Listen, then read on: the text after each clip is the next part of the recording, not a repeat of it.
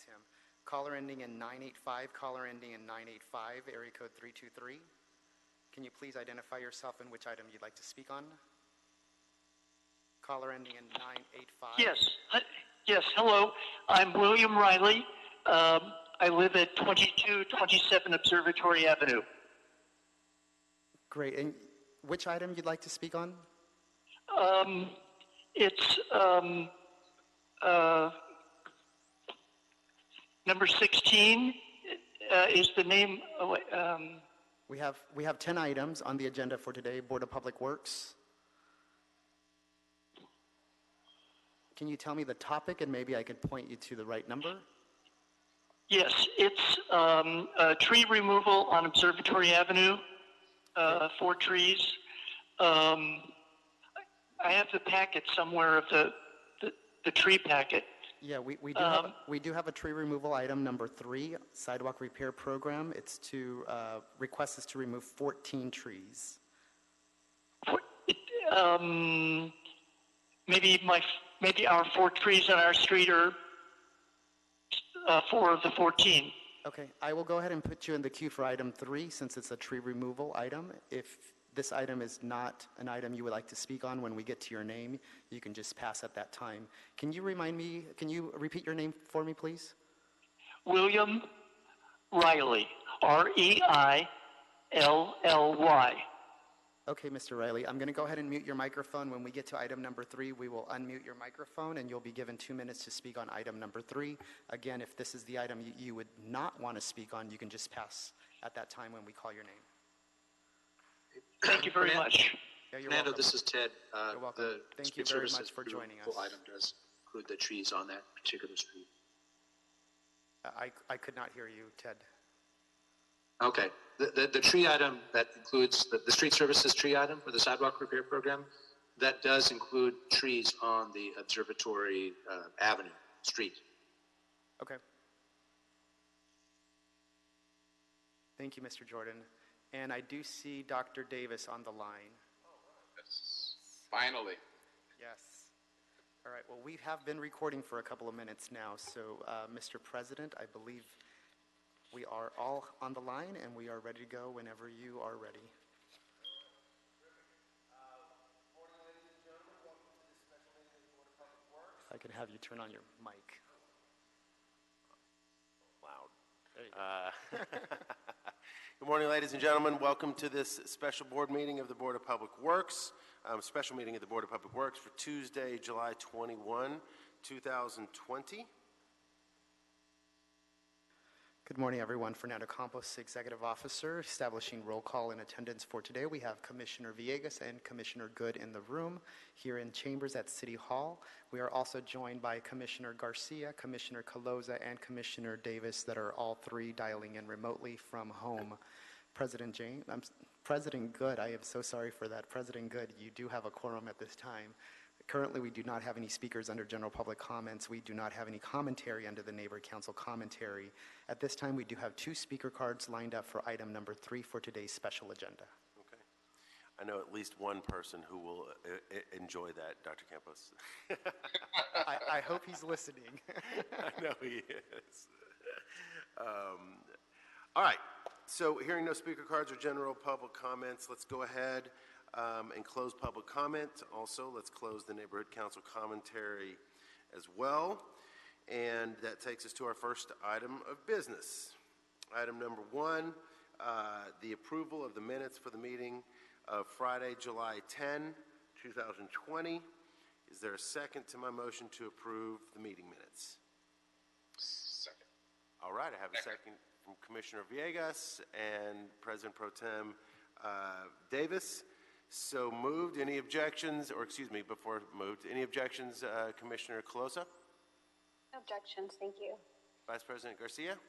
No objections. All right, so moved.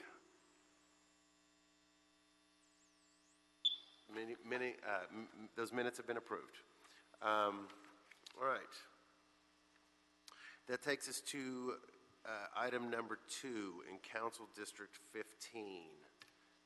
By the way, good morning, Commissioners. Morning. Good morning. And Mr. President, I failed to also indicate that we are joined by our General Counsel, Mr. Ted Jordan, who's dialing in remotely also. That's right. Good morning, Mr. Jordan. Good morning. All right, item number 2, in Council District 15, Memorandum of Understanding, Los Angeles Community Garden Council, Gaffey Street Community Garden, recommending the board, 1, approve the attached Memorandum of Understanding with its transmittals and authorize the Director of Bureau of Sanitation to enter into the proposed MOU between the City of Los Angeles and the Los Angeles Community Garden Council for the operation and maintenance of the Gaffey Street Community Garden. Our representative today is Alejandro Morales. Mr. Morales, good morning.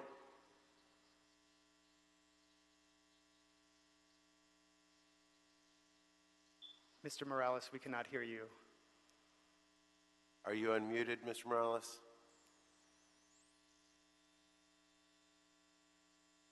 Does it work now? Yes. There we go. All right. Good morning, Board President Good, Commissioner, Board of Representatives, and City Attorney and Executive Officer. My name is Alejandro Morales. I'm an engineer for Solid Resources Processing and Construction Division, briefing you on the Memorandum of Understanding between the City of Los Angeles and the Los Angeles Community Garden Council. This MOU is for a maximum of 10 years of operation and maintenance of the Gaffey Street Community Gardens on City of LA Sanitation property, located at 1400 North Gaffey Street in Council District 15. LACGC is a nonprofit corporation that operates and maintains the Gaffey Street Community Gardens.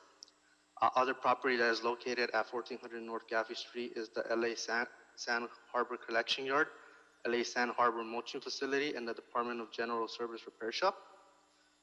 This property, 1400 North Gaffey Street, in the year 2014 was classified as a high water consumer. 15 million gallons of water were used that year, and on average per year the last few years. So this MOU was needed to better manage and monitor and reduce the water consumption at the LA San property.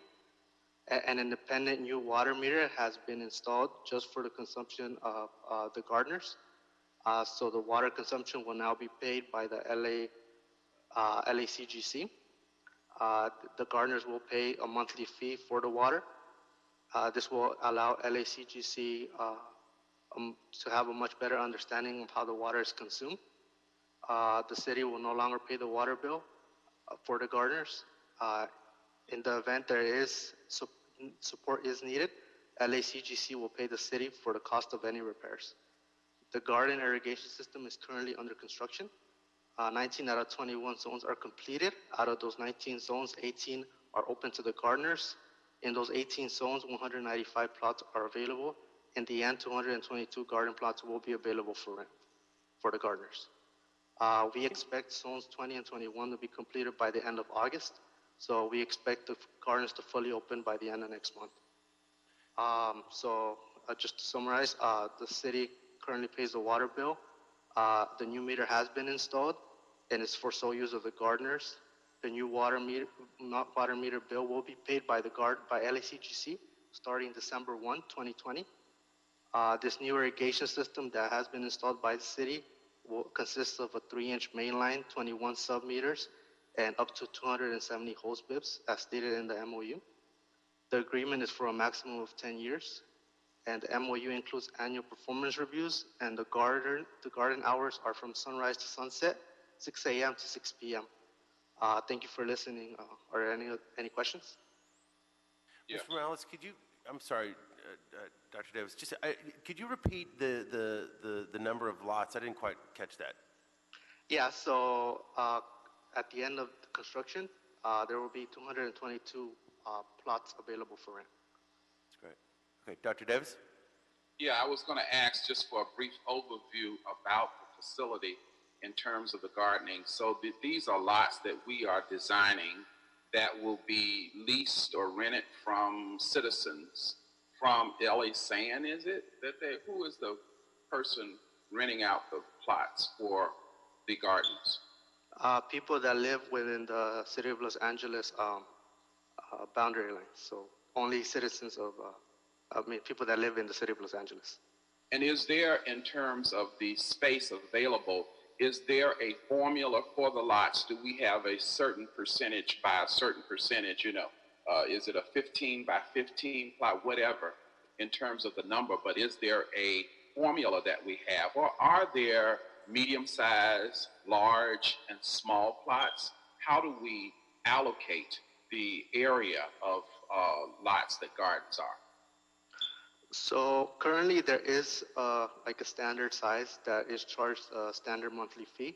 And if the plot is larger, sometimes twice as large as the normal size, they do get charged twice as much. In terms of the specifics of the dimensions of the plot, I don't have them with me. That's decided by the LACGC and the nonprofit organization. But they do have a standard as to what is a standard size plot and what they charge for that plot. And if there's a smaller or bigger plot, they charge more or less depending on what they see the size difference. So that there are, in fact, a variety of different sizes. That's correct. That we make available.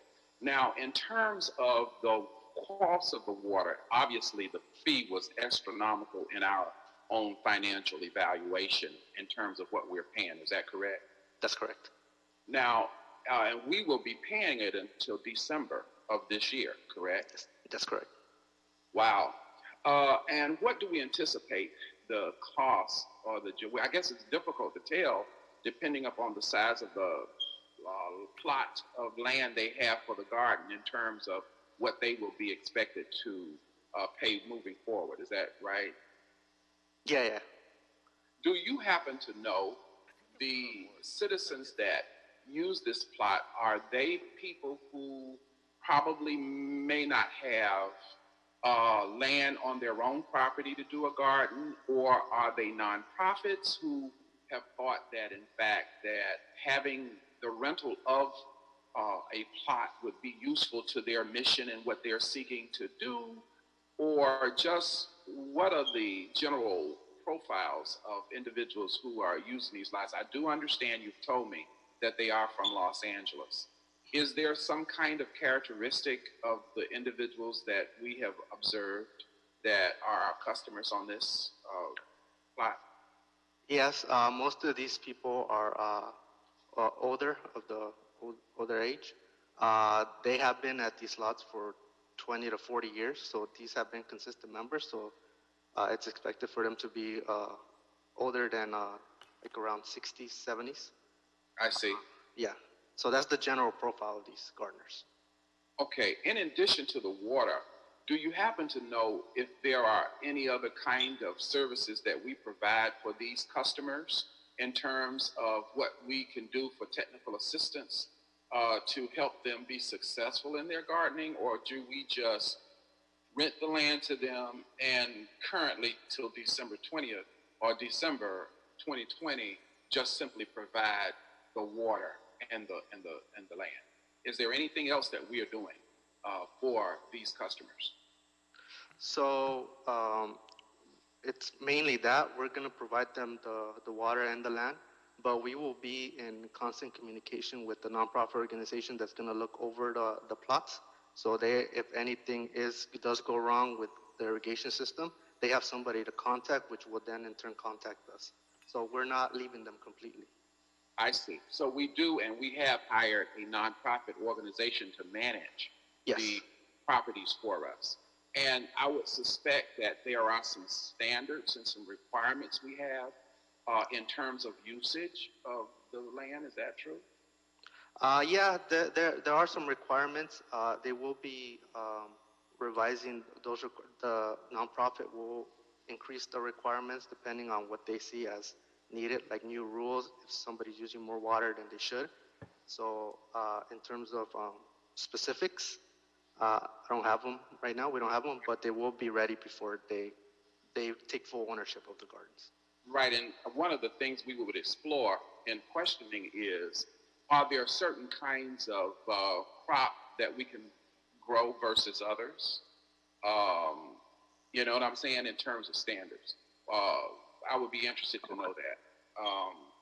Then finally, as we look at this, we've been doing it for 20 years, you told me, is that correct? I think 40. Oh, we've been doing it for 40 years. Yeah. And so the customers who have this are not there's a mixed population of individuals who rent these plots. There's not an industry that is growing tomatoes and then putting them in market. No. So they're that's one of the regulations. They're not able to sell these crops that they grow. So then the purpose of this rental are for citizens of Los Angeles to be able to rent it for their private use. That's correct. Or maybe an organization can use it for its organizational use. For example, if it were in fact a nonprofit that worked with foster children, then in fact that nonprofit could take this property and grow fruit or vegetables for its nonprofit for its foster kids, if in fact that were the case. Yeah. Those are permissible. Those are permissible usages. Okay. All right. Thank you very much. Appreciate it. Thank you. Thank you, Dr. Davis. Commissioner Garcia, do I see you raising your hand? Oh, no, I don't have any questions. Those were all really good questions, Dr. Davis. Okay. Commissioner Caloza, any questions? I have a few questions. Thank you, President Good. Thank you, Mr. Morales, for your presentation. I thought that was really thorough and appreciate the summary that you did at the end. Just to follow up from what Commissioner Davis asked you, I was just curious, how much funds do we know that the city has spent paying on the water bill?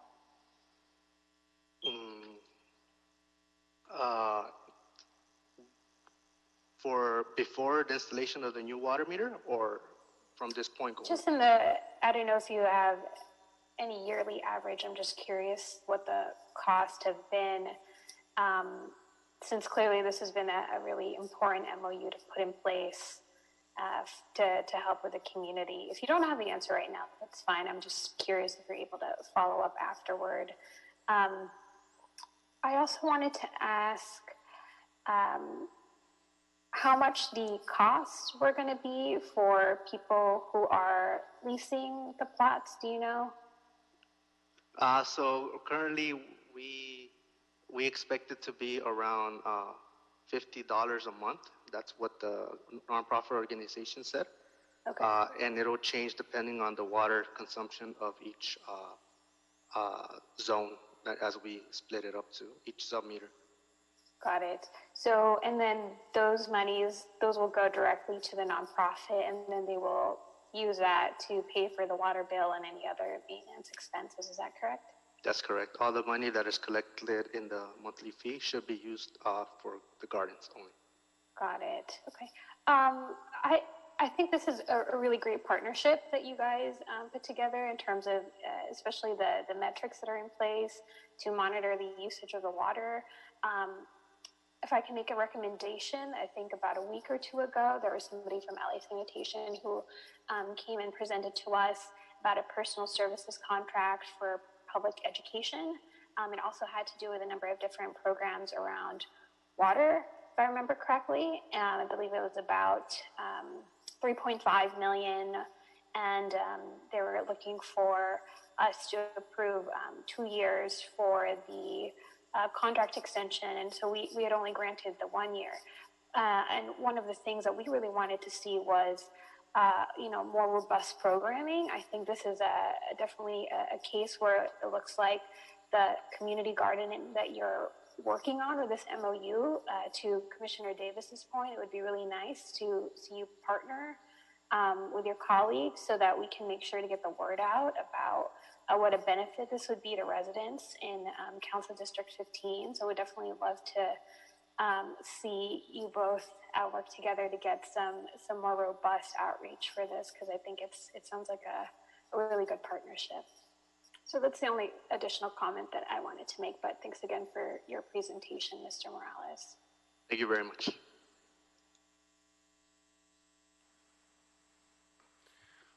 Thank you, Commissioner Caloza. Any questions, Commissioner Villegas? No, just a comment. Thank you for that report, Alejandro. I won't forget your name. That's my late father's name, that's my brother's name, and that's my son's middle name.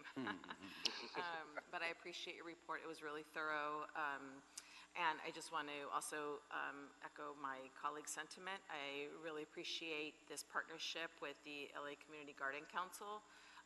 You know, I've been really familiar with them for the last 20 years, you know, taking a lot of land and reusing it and putting it to good use where we have potential vacant lots. And I appreciate you know, LA Sand be able to step up and to do this lease. You know, sometimes we do, these types of projects come about because there's, you know, either scarcity in available food, fresh food especially. And so this is a mechanism for the public to be able to grow their own food and to be able to have accessibility. So really appreciate, you know, this effort that LA Sand is doing, and, you know, it's a great partnership. Thank you. Thank you.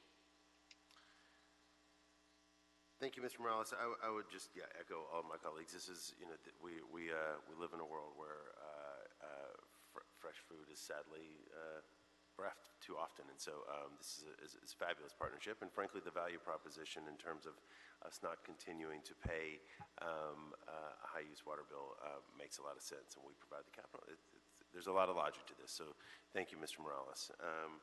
So hearing that, one question I have for Mr. Jordan, is this an MOU that should be signed by the board, in your opinion, versus the Director of Sanitation?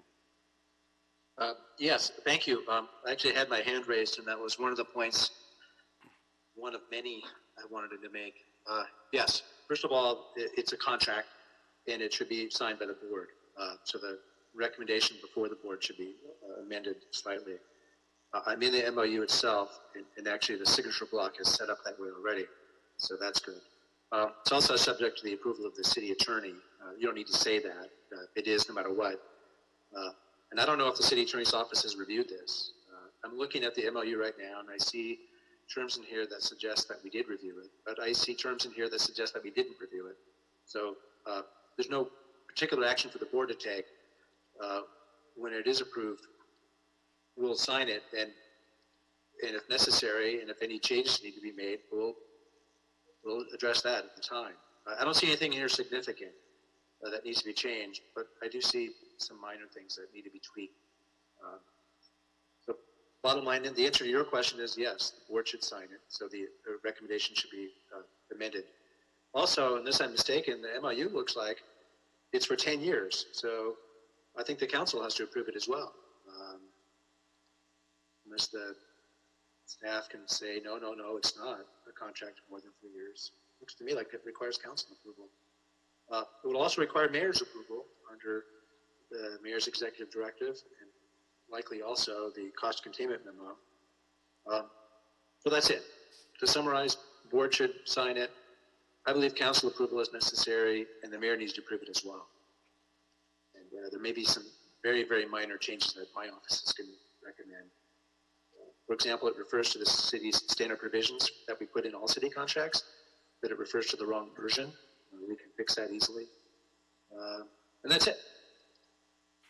So thank you, Mr. Jordan. That makes a lot of sense. I think that this would probably be precluded from the mayor's cost containment memo unless it would be over $100,000. Is that correct, Dr. Campos? Yeah, my understanding is that there is no exchange in funding or fiscal impact, but I do agree with Mr. Jordan. If this contract is more than 3 years, then it does need to go to the city council, and then based on that, it needs to go to the mayor's office based on executive directive number 3. Yep. Yes, exactly. So the cost containment memo requires the mayor to approve many things, many of which were already required to be approved by the mayor under the mayor's executive directive. So while it may fall outside the cost containment memo, I don't believe it would fall outside the executive directive number 3. Yeah. So, okay. Thank you, Mr. Jordan. Do I have any other questions or comments from colleagues or commissioners? No. All right, well, let's do this. I would like to, I'll motion to move this forthwith as amended, requiring authorization of, or subject to the mayor's and council approval. So do I have a second for that?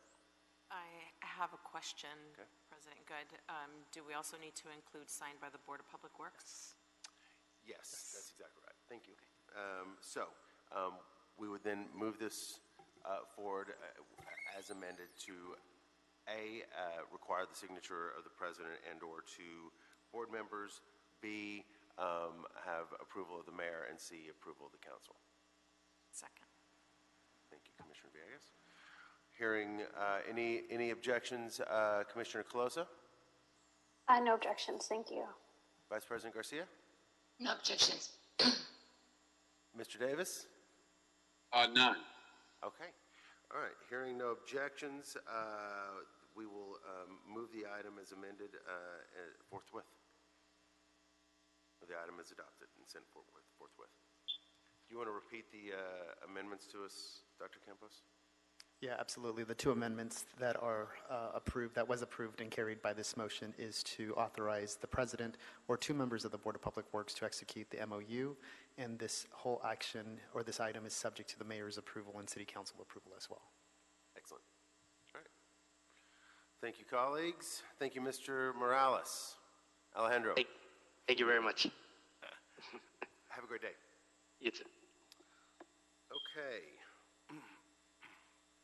With that, colleagues, let's move on to item number 3. I will read the item into the minutes, and then I know we have a couple of speakers, correct? That's correct. Okay. All right, item number 3 is in Council Districts 3, 4, and 9.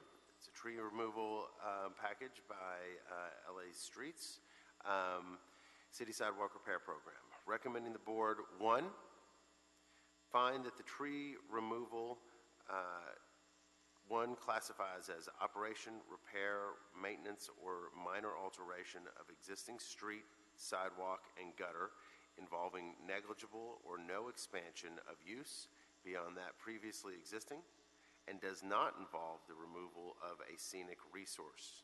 2, that the action is exempt under Article 3, Section 1, Class 1, Category 3, Existing Facilities, Sidewalk Repair and Maintenance, of the City of Los Angeles Environmental Quality Act guidelines from 2002, and 3, that none of the exceptions to the use of a categorical exemption as set forth in Section 15300.2 of the state CEQA guidelines apply, and 2, review and approve this tree removal permit request for the removal of 14 street trees, which includes 9 camphor, cinnamomum camphora, did my best, and 5 river red gum, eucalyptus camaldulensis, I'll take that shot, trees for the reconstruction of an off-grade sidewalk and curb ramp installation. Tree replacements are required. We'll start with our public comment. Dr. Campos? Yeah, thank you, Mr. President. Fernando Campos, Executive Officer. Those that are members of the general public, if you'd like to speak on item number 3, the Board of Public Works is now considering special item number 3, which is the tree removal Bureau of Street Services package number 16, citywide sidewalk repair program. If you can press star 9 on your landline devices if you'd like to speak. We currently have 2 speakers, Mr. President, in the queue. However, I do notice that we do have 2 additional members of the public that are dialed in from the landline device. We will go ahead and start with Joanne D'Antonio. Joanne D'Antonio, I will go ahead and unmute your microphone at this time. You will have 2 minutes to speak on this item. Ms. D'Antonio? Good morning. Okay, I'm here, yes. I'm a member of CSAC and I'm chair of the Neighborhood Council Sustainability Alliance Trees Committee. I'm asking that your bid be changed from tree removal to an alternate solution, which I will present. You may continue this item to properly look into this if you like. We are facing cutting down 14 mature trees, many of which are next to driveways and present a challenge for sidewalk repair.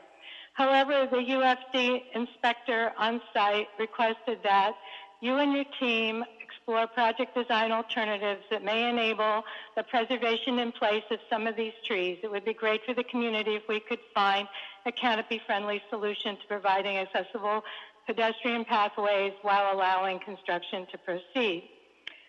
A meandering sidewalk onto unobstructed front yards and slight bulb out could work in some of these places.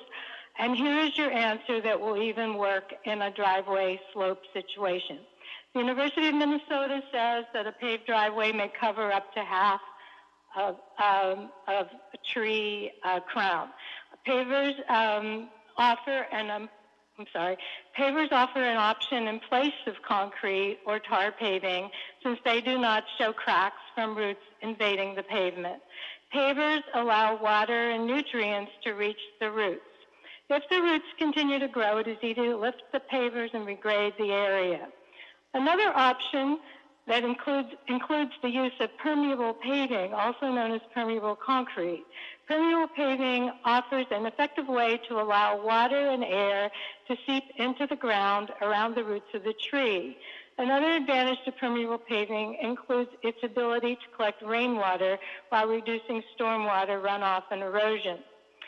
We need to start to think beyond our city concrete facility. Ask for permeable pavement instead of tree removal in your bid. In 2018, CAL FIRE generously gave our city a grant to gather most of the departments involved with trees and produce the DUDEC report, which warns us that to mitigate heat, we must preserve mature trees. We're past time. Sorry, thank you. Thank you, Ms. D'Antonio. Thank you. We will go on to the next caller, Mr. William Riley. Mr. William Riley, if you can press *6 on your landline device. You will be given 2 minutes, Mr. Riley. Thank you.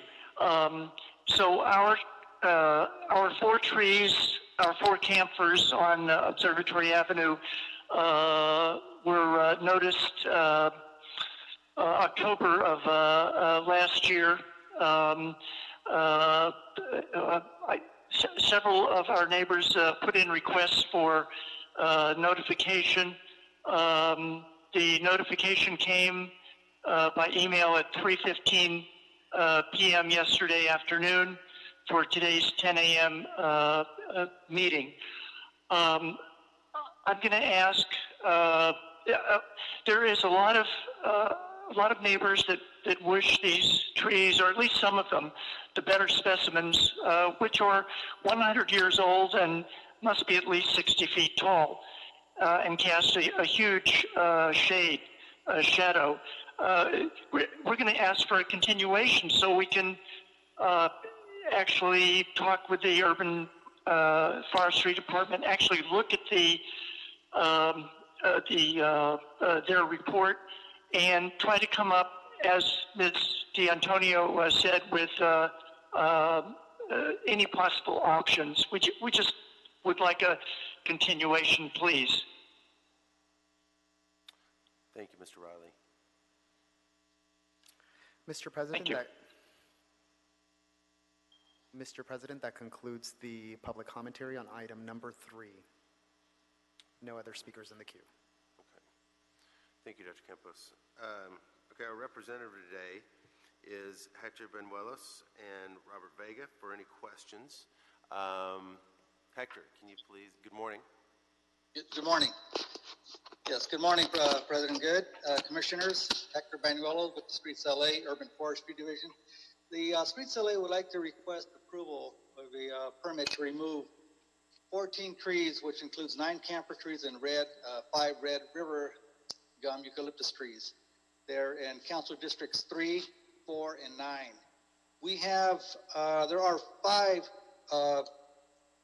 very large eucalyptus trees growing on the 21,900 block of Lopez Street. They're in Council District 3. The sidewalks have been severely displaced there, including curb and gutters. And the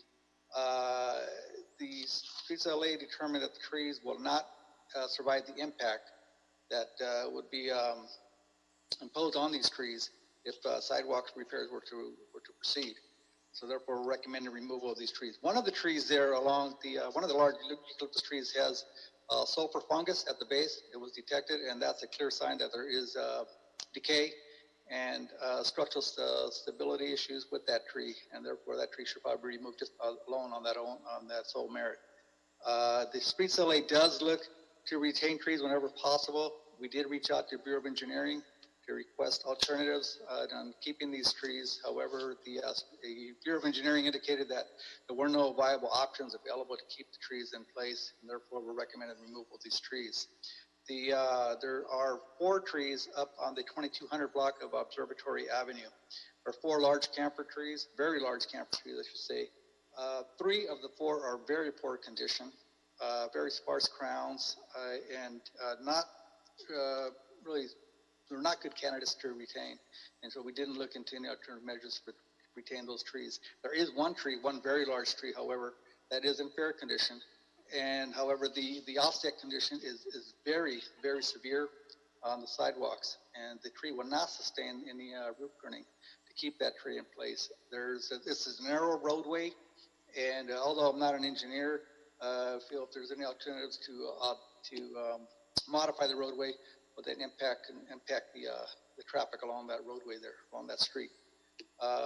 There are 5 large camphor trees up on the 2600 block of Orchard Avenue there in Castle District 9. These trees are very large, well, not very large, but however, they're in decline. There are several structural and health conditions noted on these trees, and these trees should be removed just on those merits alone. We did not look for any alternatives to keep those trees in place due to their condition and decline of the trees. And these trees will be replaced with trees that would provide shade if approved. And the trees went 2 to 1. So there's going to be a total of 28 trees, 24-inch box size trees planted if this request is approved. The council district office, the Community Forestry Advisory Committee, and the respective neighborhood council were notified of the tree removal permit request. Any questions? Thank you. Thank you, Hector. Commissioners, do we have any questions at this point? Commissioner Villegas? Yes, I have a question just for Hector. If you can, thank you for the report, and I appreciate the public comment as well. Mr. Banuelos, if you can just clarify in terms of the notice to the public. We had Mr. Riley say that he got notification yesterday. Yes, we have the tree removal notification system. It is updated with information regarding the tree removals when the trees are posted. However, I'm not sure what the reason was, but it appears that the system was updated yesterday. Unfortunately, just a day before the hearing. We do our best to update that system when we were aware of the hearing dates. Sooner than later, and typically it's usually done with a week or at least 2 weeks of notice there when we update the system. Unfortunately, this request was just updated yesterday. Okay. In the interest of the, in the interest of the public, I feel that, since unfortunately our notification went out yesterday, maybe it's a good idea to continue the item, just so we can have ample time for the public to comment. I'll just put that on the table for now. Thank you, Commissioner Villegas. Commissioner Davis, any questions or comments?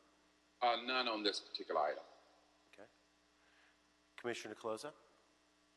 Thank you, President Good. Yeah, I have a few follow-up questions.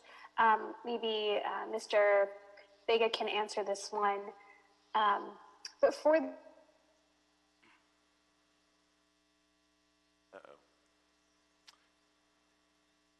You have frozen. Commissioner Caloza, if you can hear us, you have frozen on our end. I think everyone has frozen. Give me 1 second.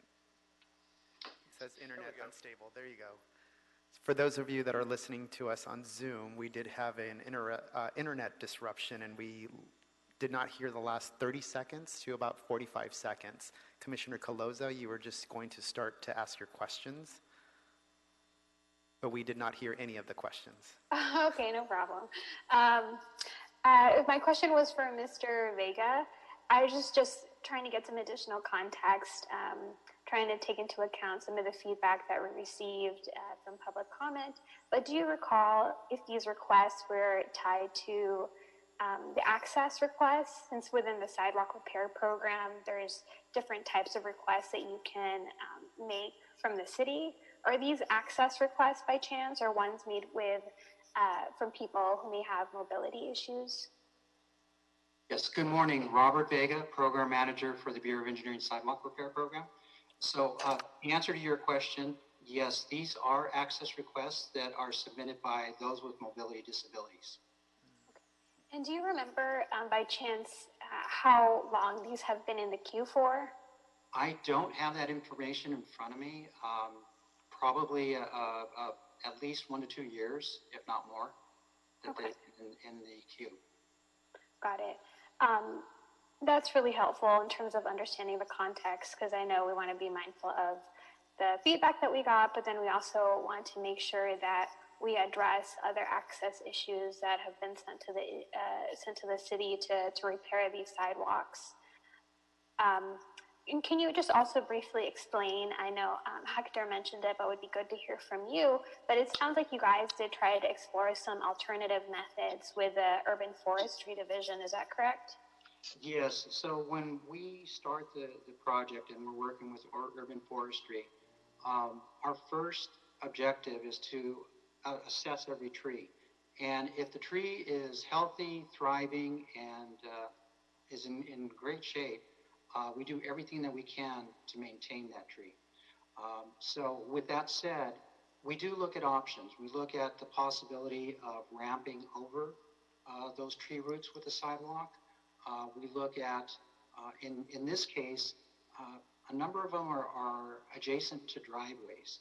So there are driveway approaches that we could put in that will work around the tree. However, in this particular instance, the trees are encroached fairly far into the driveway approach and would be a hazard for somebody that's backing out. They wouldn't be able to see beyond the tree. We also look at doing bump outs if the roadway width will allow. As Mr. Benuel stated, these are very narrow streets and won't allow for that. And if possible, we try to meander the sidewalk around the tree if we have the right of way to do that. And in this instance, again, it's a very narrow parkway, so it doesn't allow for us to meander around the trees. Got it. Thank you, Mr. Vega. I appreciate that and the additional context that you provide. Colleagues, I serve and join the Sidewalk Repair Steering Committee once a month and know the work that both bureaus put into really looking at every single tree. They have photos of all of them that they show the entire steering committee, going into extreme detail about whether or not they can be saved. So I know that they don't take these removal requests lightly. And so I think for me, just looking at this request and knowing how tough the access issues are and how long it takes to actually get to this point in the process, it sounds like, at least from what I'm hearing from Mr. Benuelos and Mr. Vega, that they did explore the alternative methods. It's outlined in the report, and unfortunately, this is the conclusion that they have come up with. So I know that it's a balance of, trying to save as many trees as possible, but we also have to keep in mind other constituent issues that have been flagged, like public safety, access issues. So I think for me, I'm definitely, don't take this lightly, but would be comfortable moving forward with this today. And just one last question, too, for me, and I think this is for Mr. Benuelos, but did you get any formal letters of from any of CFAC or any neighborhood council like you have in other tree removals? Yes. We did receive an email objection to the tree removals along Orchard Avenue there in Council District 9 initially. However, since then, they've rescinded the request of the objections, I should say. This came from the respective neighborhood council there in that area. As well as I just recently received an email from Mr. I forgot his name, I'm sorry. The individual that spoke earlier, he lives on the block, and he also sent me an email correspondence asking that the item be continued so he can have time to discuss, I guess, with his neighbors. Yeah, and so just to give you a little bit of information also on when we received these access requests, it appears that we started, we have 3 of them that we have for the block numbers here. We received them in April of 2017, and another one in July of 2018, and another one in August of 2018. Wow, thank you for looking that up, Mr. Banuelos. So these individuals have been waiting for 3 years to get their sidewalks repaired, is what I'm hearing. They've been, yes, around for a little while. Okay. I appreciate you both providing that additional context. I don't have any further questions. Thank you, Commissioner Calosa. Vice President Garcia, any questions? I don't particularly have a question, but I do want to state that in the board report, there is a notice that was proposed where there was a physically notice posted on the subject trees in November of 2019. I know that doesn't help because that was quite a long time ago, but I just wanted to note that for the record. Thank you, Vice President Garcia. Mr. Buenas, can you, I'd like to just, I do have a couple of questions. I'd like to dig in a little deeper on this process question. I'm super sensitive to the access requests, and I'm satisfied and recognize that there are some situations where there just may not be alternatives available. That said, I would still like to just understand, walk me through that notice process. I also note that in the report there was a posting in November that was 7 or 8 months ago with just a few things that have happened in between then and now. Can you just walk through what is the optimum and standard practice of notice versus what sounds like was a hiccup in terms of them just hearing yesterday?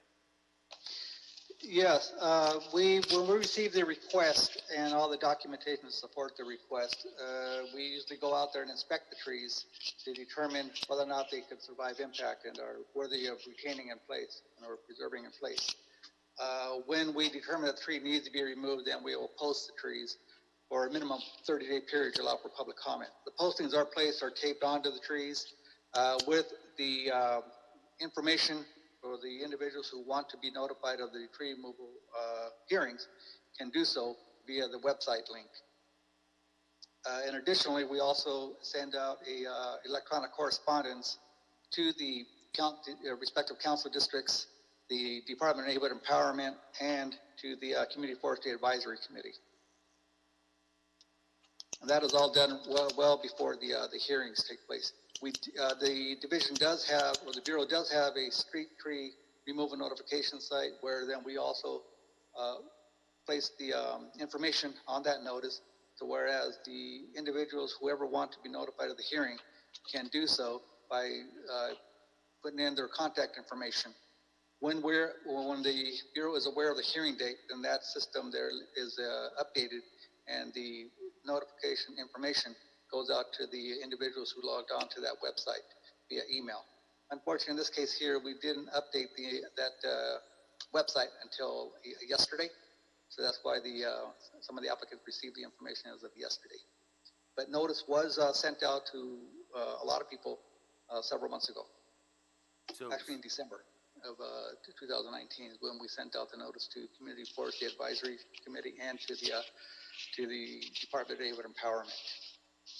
So Mr. D'Antonio Ms. D'Antonio and Mr. Riley most likely had signed up for notice requests in the event of a hearing on tree removals. Yeah, I'm not sure if D'Antonio signed on to that website for this item here, but Mr. Gosh, I forgot his name. Mr. Riley.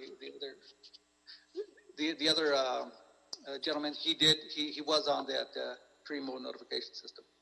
Okay. And the council offices have all been notified?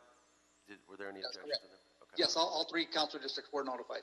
We have not received any objection from those respective council offices that I'm aware of. Okay. Commissioner Villegas, do you have any additional?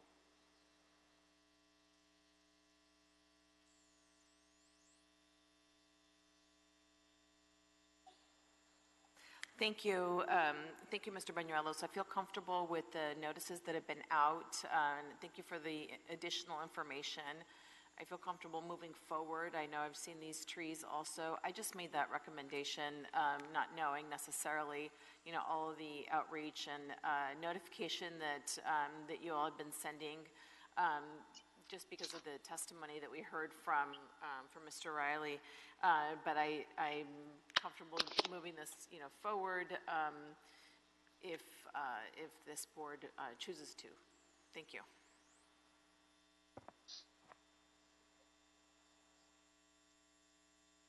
Okay.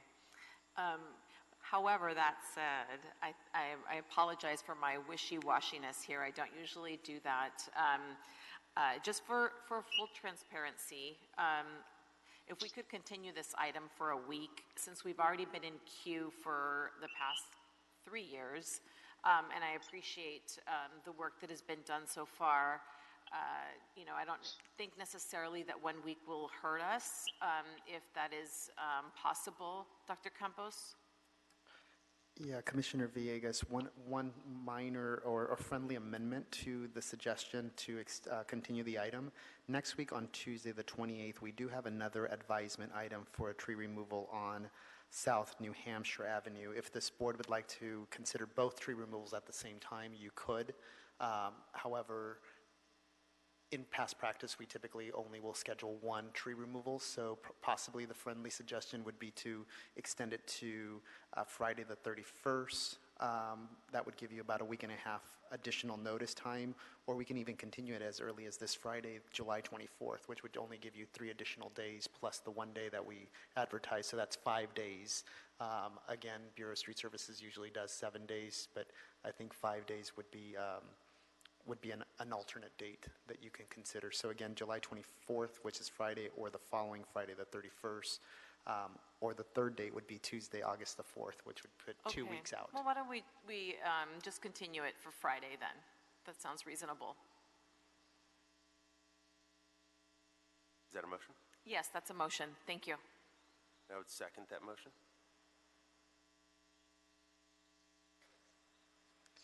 Any objections, commissioners, other commissioners? Second. So we have 2 seconds. Okay. Commissioner... Moved by Commissioner Villegas and seconded by Commissioner Good and Davis to continue the item to Friday, July 24th. Mr. President, we do have 3 individuals and that motion does carry. However, we would like to hear from the other commissioners to see if they have any objections. Any objections, Commissioner Colosa? No objections, thank you. Okay. Vice President Garcia? No objections either. Okay. All right, so we will hear this again on this Friday, what is it? The 20... Friday, July 24th. Friday, July 24th. We will, and that will provide some time and notice for Mr. Riley and Ms. D'Antonio. And we thank you for joining us today. Mr. Riley and Ms. D'Antonio, and thank you, Mr. Buenas and Mr. Vega, for the presentation. We recognize a lot of work was done. I think, echoing Commissioner Villegas, from a process standpoint, I think it is it's critical that we maintain that, and we hope everyone is patient, and we'll hear this on Friday. Right? Thank you. Thank you, colleagues. All right, that brings us to item number 4. This This is an item in Council District 11, request for proposal and personal services contract, Venice Canals, Grand Canal, and Bologna Lagoon maintenance. Recommending the board, 1, authorize the Director of Bureau of Street Services to A, issue and release the request for proposal for the maintenance of the Venice Canals, Grand Canal, and Bologna Lagoon, see transmittal 1. B, evaluate the RFP submissions based on the criteria set forth in the RFP and select and interview the most qualified proposer who submits the best and most responsive proposal. C, negotiate a personal services contract with the selected and recommended proposers subsequent to objective review of all proposals received. And 2, direct the Bureau of Street Services to return back to the board for authority to award and execute the negotiated contract with a term period sufficient to complete the proposed project. Our representative today is Monica Shelton. Good morning, Monica. Good morning. How are you? Good. Thank you for joining us. Okay, so I'll go right on into this. You've already mentioned that this is in Council District 11, and we are seeking a request for proposal to move forward with seeking bidders or proposals that, they'll be interested in maintaining the cleaning of these areas. So I'll give you just a little background. In 2001, the Bureau of Street Services was tasked with the responsibilities and oversight of the maintenance and cleaning of the Venice Canal, Grand Canal, and Bologna Lagoon areas.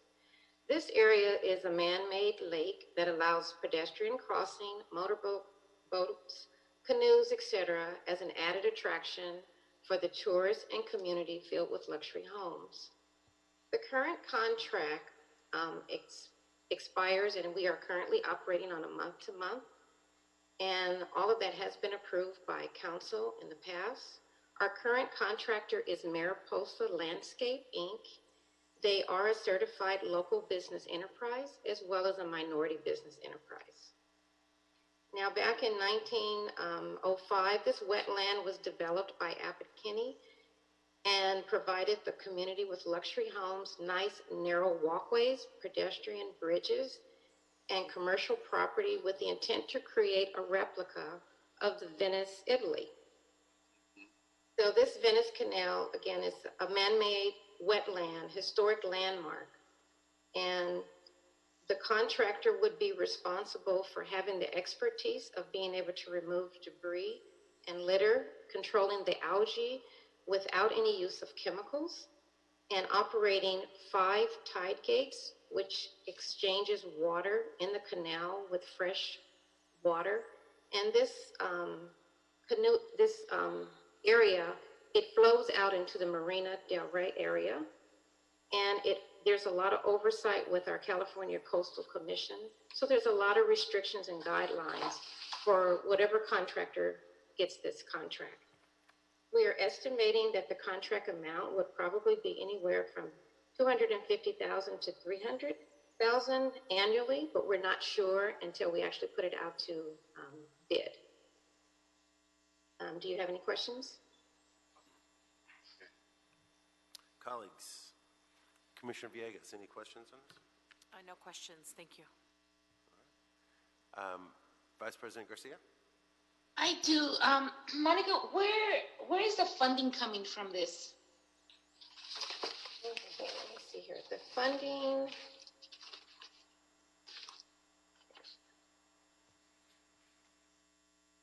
The funding is going to be coming from our contractual services account. Hi, this is Stephanie Clements, just adding in, this is general funded. Okay. Now, are these canals also open to the public, or is it just strictly for the residents that live there? It's open to the public. Are you talking about as far as using the canal or walking around the areas? I guess both. Yeah, the area is open to the public. And what about using the canals? That I'm not sure on that. I know that the residents have a launch pad, and they have the canoe areas where they can actually launch their boats for the residents and their guests. but I'm not sure on the other part of your question. Okay, it just concerns me that we're using public dollars to build something that will be primarily for just specific residents. So I want to make sure that this is also public use, or that it's open to the public to be used. Okay, I'd have to check into that and get back to you. Okay, I appreciate that. And just to add, yes, the area is open to public usage. It's actually a tourist attraction when people go, excuse me, to Venice Beach. They may also visit the Venice canals because they're very beautiful. Yeah, we can check back on who can actually take a boat in the canal. It may just be the property owners, but the entire area is open to the public. Okay, I just want to make sure that we're properly using our public funds on this. Okay. Thank you. Thank you, Vice President Garcia. Commissioner Colosa, any questions or thoughts? I don't have any specific questions. I guess I'll just ask one more for just my awareness, but are you guys anticipating to get a number of people interested, or a number of contractors interested in this RFP? Well, if we go by historically, we haven't had many bidders. In fact, I believe in the past we've only had one bidder, and it was largely due to the qualifications and the uniqueness of being able to have the experience and ability to manage an area like this under the strict guidelines of the California Coastal Commission. So our bids have sometimes only been one bidder, which is the Mariposa Landscape Company. I see. And are you planning to do any additional outreach to get the word out about this? I say that just because of, the economy right now. This is a really great opportunity to have more competitive bids, and its value of the contract itself is almost $1 million. Yes, well, we're going to post it on Bavin. We can also post it on our website, and we can, and then we can also let CD11. We've contacted them already to let them know that this process was going to be moving forward. And so we can reach out to CD11 and also maybe the community. Okay. Yeah, that would be, I think, really nice to see some additional outreach for this, especially if you mentioned that there's only a history of having only one bidder, right? I think when those instances, it's really nice for us to see what more we could be doing in terms of technical assistance. A few weeks ago, we did the Accessing LA events to kind of introduce people to what LA Bavin was, and for them to understand what the NAICS codes are. It can be a little bit daunting for first-time bidders, but so I would love to see you guys do more in that regard, and encourage also to.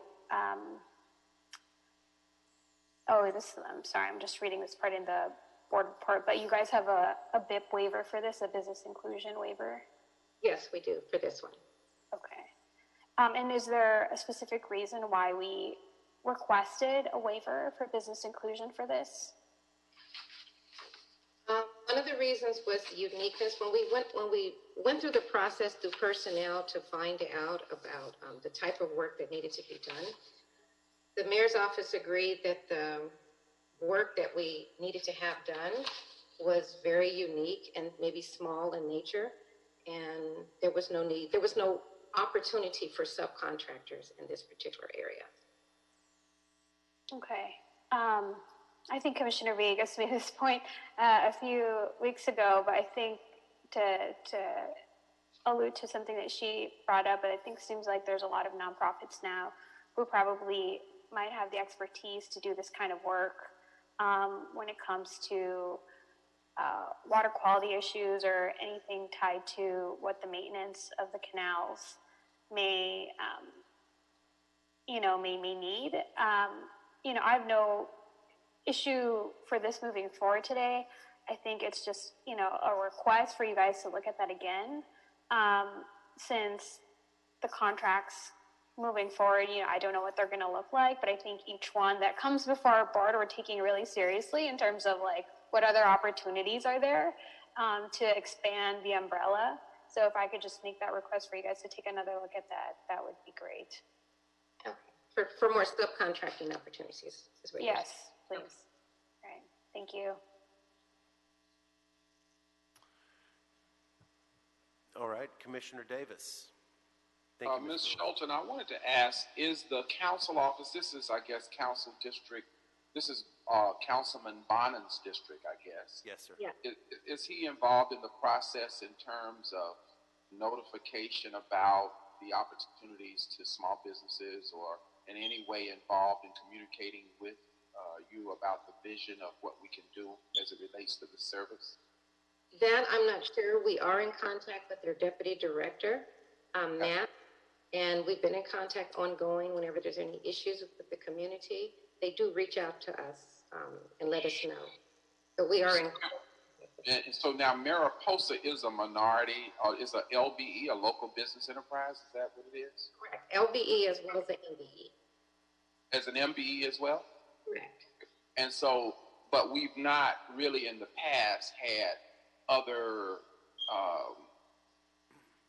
organizations to also compete for the work, is what the issue has been. Is that correct? When we put it out to bid, we just didn't get the response. We only ended with one bidder. That is probably the only unique area in the city of Los Angeles that I can recall. It's a replica of Venice, Italy. Is that correct? That is correct. And so I don't even know of another area with that kind of mix, terrain mix, in the city of Los Angeles. I mean, perhaps maybe somebody that does work in Malibu in that area, that would be the county of Los Angeles, though. So yeah, it's absolutely beautiful area. And I think the issue that Vice President Garcia raises about the use of public funds probably is something that we certainly need to look at. But I wonder, are there any canoe companies that canoe around that area? In terms of the waterways, is that open to the public? And is there a canoeing company somewhere out near the Venice area that feeds in there? Because the canal does it feed into any other water? What does it feed into, the canal? There's the Grand Canal area. And does it feed into the marina in any? Not to my knowledge. It ends when we go, once you cross Washington and you have the Bologna Lagoon area. Oh, it's like a peninsula. It's like a peninsula, just that area only. Yes. I see. Interesting. Okay, well, thank you so very much for that information. Okay, thank you. And Commissioner Davis, may I add in, there are no companies that offer canoe service in that area. Okay, I see. Okay. Yes. I do think you're able to, I'm sorry, Commissioner Davis. No, I'm through. Thank you. Okay.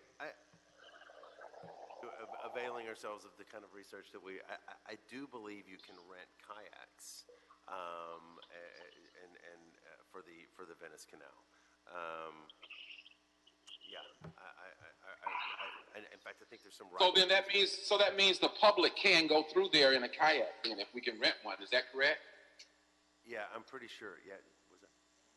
I can follow up and get back to you guys on that. I thought they didn't, but I apologize if they do.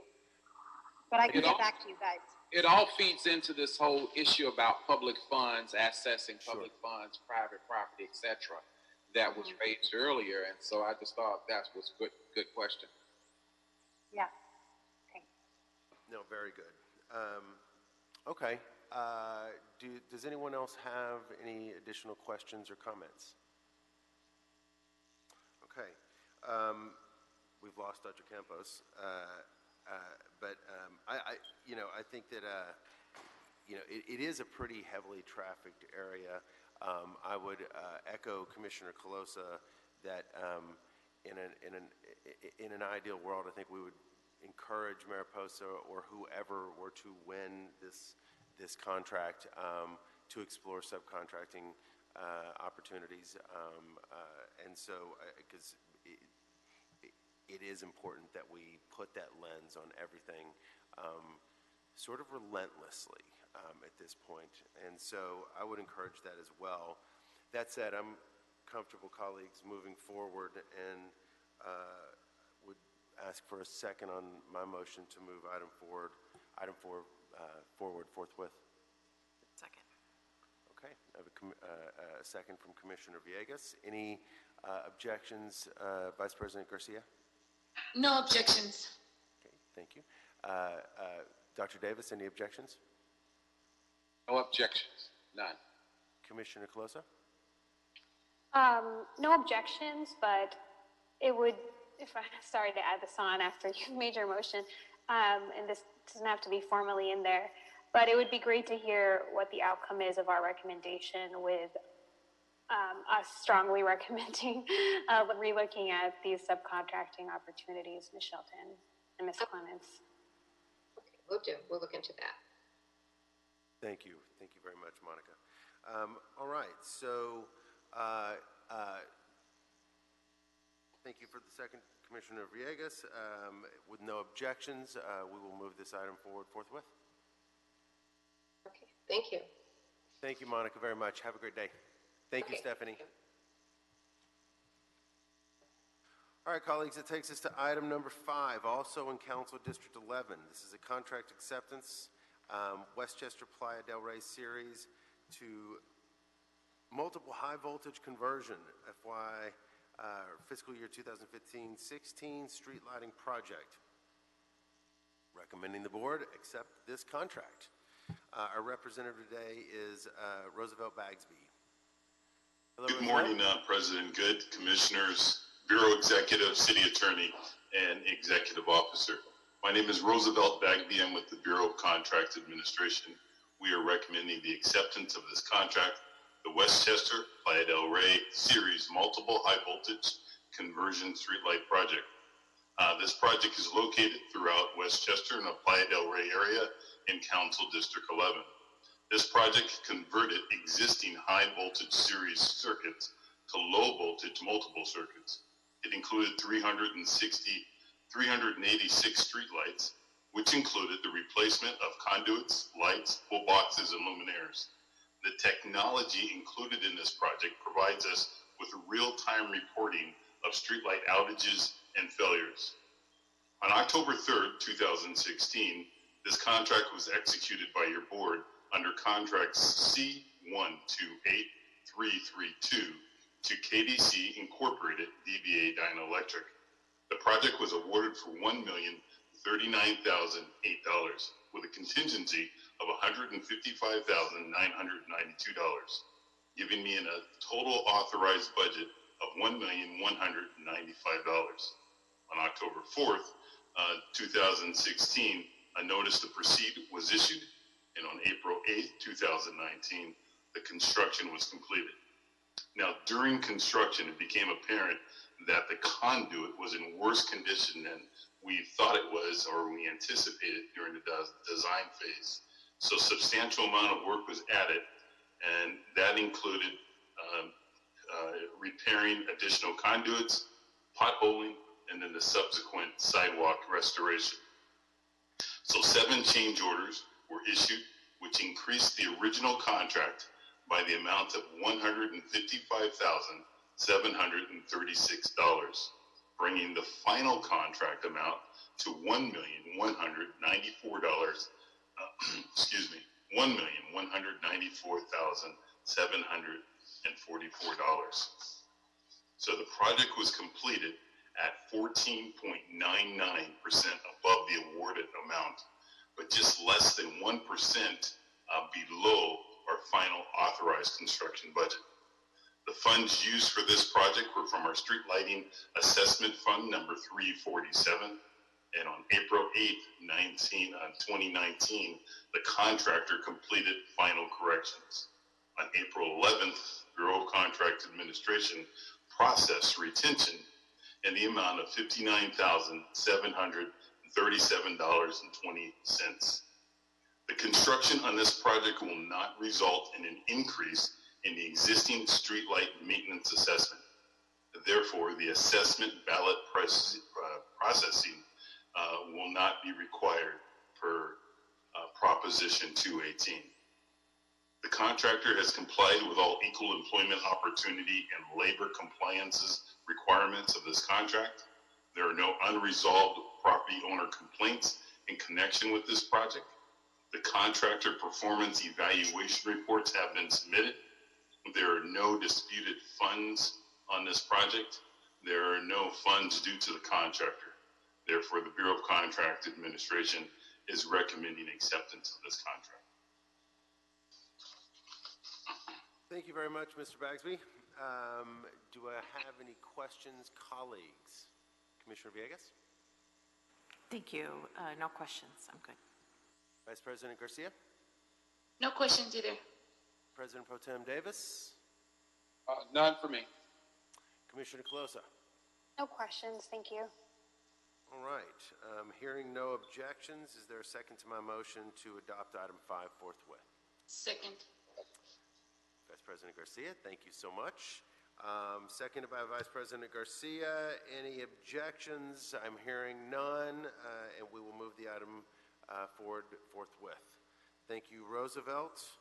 I believe you're staying with us for item number 6 as well, correct? That is correct. All right, sir. We have, this is in Council District 4, contract acceptance, 13319 Mulholland Drive Bulkhead. Recommending the board again accept this contract. So yes, this is a recommendation to accept the contract for Mulholland Drive Bulkhead under contract C123910.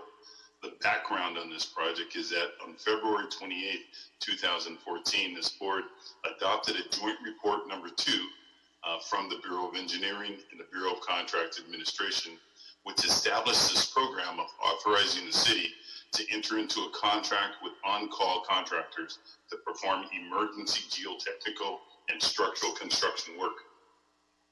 This project is located at 13319 Mulholland Drive in Council District 4. This project included the replacement and extension of an existing bulkhead that had deteriorated over time and was no longer safely holding back the slope.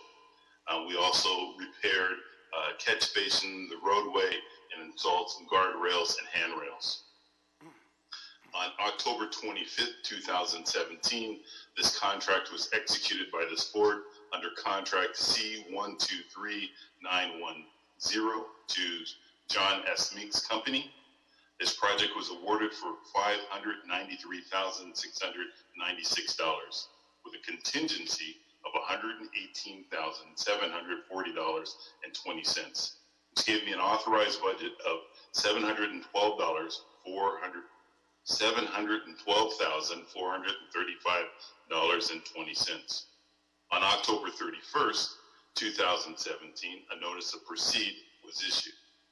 In June 28, 2019, the construction was completed.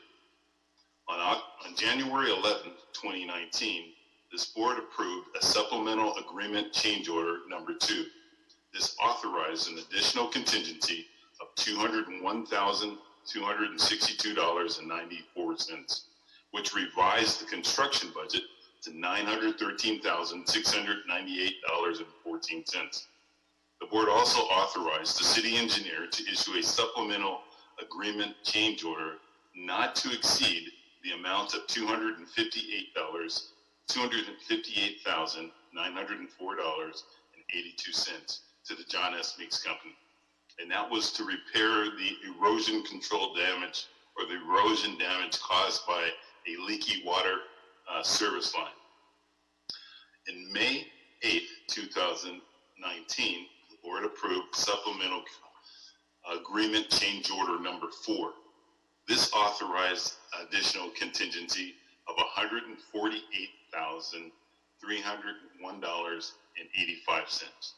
Now that revised the construction budget to $1,062,000. City the board also authorized the city engineer to issue a supplemental agreement change order not to exceed amount of $99,971.26 to the John S. Meeks Company to repair the erosion damage caused by stormwater runoff from persistent heavy rains that year. Now, there were 9 change orders that were issued that increased the amount of this contract by $438,059.91, bringing the final contract amount of this project to $1,031,755.91. So the project was completed at 73%, just over 73% above its award amount, and 2.85% below the final authorized construction budget. The funds that were provided for this project were the Special Gas Tax Street Improvement Fund number 206. The LADWP funds were made available through our Engineering Special Services Fund.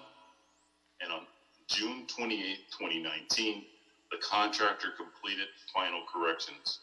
On August 9th, 2019, the Bureau of Contract Administration processed the final retention in the amount of $26,296.74. Now, the contractor has complied with all equal employment opportunity and labor compliance requirements of this contract. There are no unresolved property owner complaints in connection with this project. The contractor performance evaluation reports have been submitted. There are no disputed or withheld funds, and there are no funds due to the contractor. So the Bureau of Contract Administration is recommending acceptance of this contract. Okay, thank you, Roosevelt. Any questions, Commissioner Villegas? No questions. Thank you for that explanation. Any questions, Vice President Garcia? No questions either, thank you. President Pro Tem Davis? None. Commissioner Colosa? No questions, thank you. All right. Hearing no objections, is there a second to my motion to adopt item 6 forthwith? I'll second. All right. Got seconds from Commissioner Villegas, Commissioner Colosa, and President Pro Tem Davis. Any objections, Vice President Garcia? No, none. All right, hearing none, the item is approved forthwith. Thank you, Roosevelt, very much.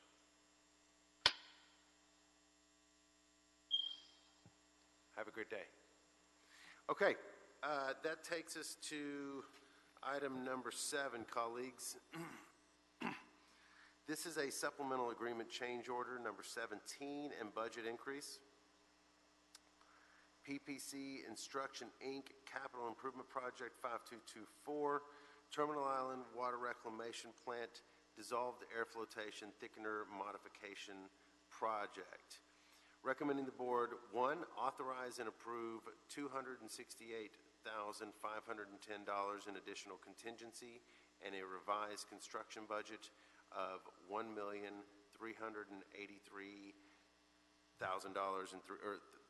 $1,383,386 for the Capital Improvement Project 5224, Terminal Island Water Reclamation Plant, Dissolved Air Flotation Thickener Modification Project, and 2, authorize the city engineer to issue supplemental agreement change order number 17 to PPC Instruction, Inc. for a not-to-exceed amount of $198,500 for the project to provide extended support of the temporary DAFT system during construction. Our representative today is Ethan Wong from the Bureau of Engineering. Good morning, Ethan. Good morning. Let me start out with some background on the project.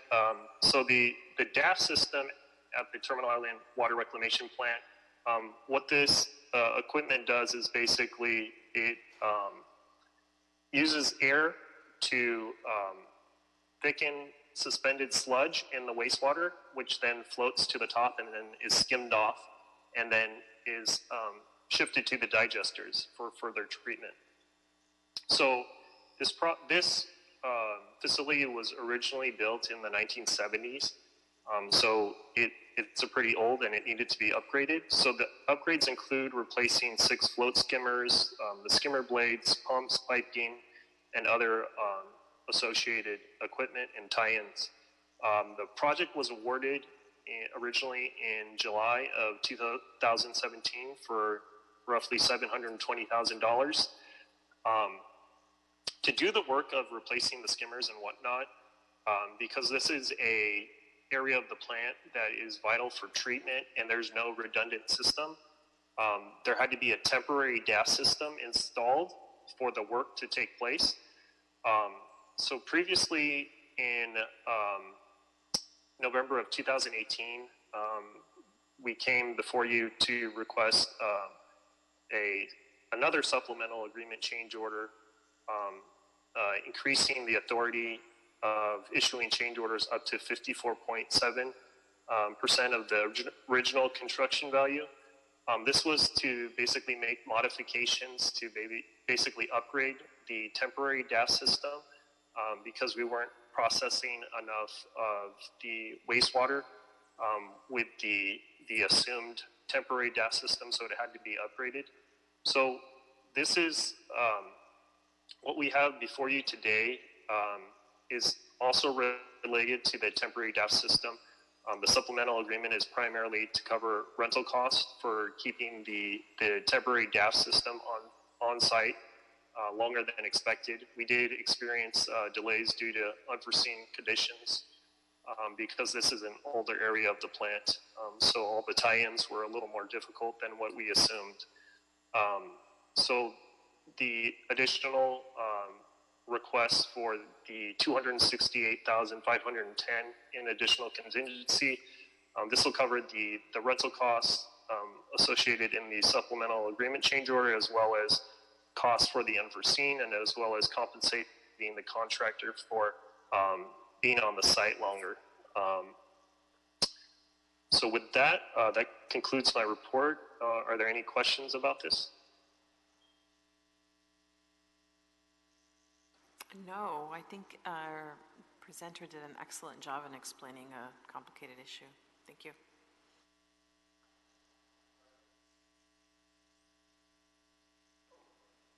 Vice President Garcia, any questions? I do not. Thank you very much, President. All right. Commissioner Calosa? No questions for me, thank you. President Pro Tem Davis, any questions? None either. Okay. I must confess, and again, I'm still getting my sea legs here. I was struck by the level of change orders that have happened with this project, and I know that we're all committed to being hyper diligent about that, about the change order process. It does also seem that this is a pretty unique circumstance at Terminal Island, and so I'm convinced that this is a necessary next step. So if I have a second, we'll move this item forward. Actually, I will say this is, yes, this would be subject to the mayor's cost containment process, I believe. And so I would motion to move this forward with the amendment that this be subject to the mayor's approval. Mr. Jordan, you have a comment? No. I think Ethan and the Bureau is being very, well, they're not praising themselves enough. The type of work they're doing, they're basically rebuilding parts of the plant while the plant is continuing to operate. And so this is a very complicated project, but in my opinion, well managed. And the oldest part, right? Isn't that correct, Ethan? Yes, that's right. Yeah, sounds fun. So thank you, Mr. Jordan. You popped up, so I wanted to make sure to give you an opportunity. So I'm shifting in my chair. So do I have a second to my motion to adopt item 7 as amended, subject to the mayor's approval forthwith? I'll second. Thank you, Commissioner Colosa. Any objections, Vice President Garcia? None. President Pro Tem Davis? None for me. Commissioner Villegas? None from me. Just, can I ask something really quick? I should have said something on for process, maybe Mr. Jordan or Dr. Campos could answer this. On the going to the mayor's approval, is this one subject to that, even though they're using the sewer construction and maintenance fund? Fernando Campos, Executive Officer, Commissioner Villegas, great question. It is subject to the mayor's approval due to the cost containment memo. The memo does indicate whether it's general fund or special funds. It still requires a review, and it allows the bureaus, in this case the board, to ask for an exemption under the cost containment memo. Okay, I appreciate it. Thank you very much. I'm fine, thank you. Great, thank you. And to add to Dr. Campos, it does allow for a request for exemption on special funds, but it still requires review, and they look at the health of the special funds. So. Yeah, and especially since this is revising the construction budget, had it been within the construction budget, the cost containment memo would not require the mayor's approval at that point. The prior memo, the belt-tightening memo for fiscal year 1920 would have, but the cost containment memo for fiscal year 2021 would not require the approval from the mayor if it's within the approved construction budget. This exceeds that budget, and it revises that budget. Thank you, Commissioner Villegas. Thank you, Dr. Campos. Good question. So we have, I think Commissioner Colosa provided a second. With no objections, we'll move this item as amended forthwith. Thank you, Ethan. Thank you.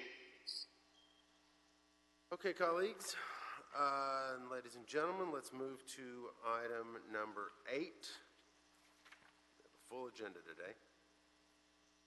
This is a change order, number 025 OHL USA Inc., Machado Lake Pipeline Project, Eastern Reach, recommending the board authorize the city engineer to issue a change order number 025 to OHL USA Inc. for a not-to-exceed amount of $763,489 for the Machado Lake Pipeline Project, Eastern Reach, to change the shoring type in work area number 17. Our representative today is Chris Johnson and Wing Tam. Mr. Johnson or Mr. Tam, can you please let us know about this item and tell us about the change order and explain if the change order is within the original project budget or in excess of the approved contract amount.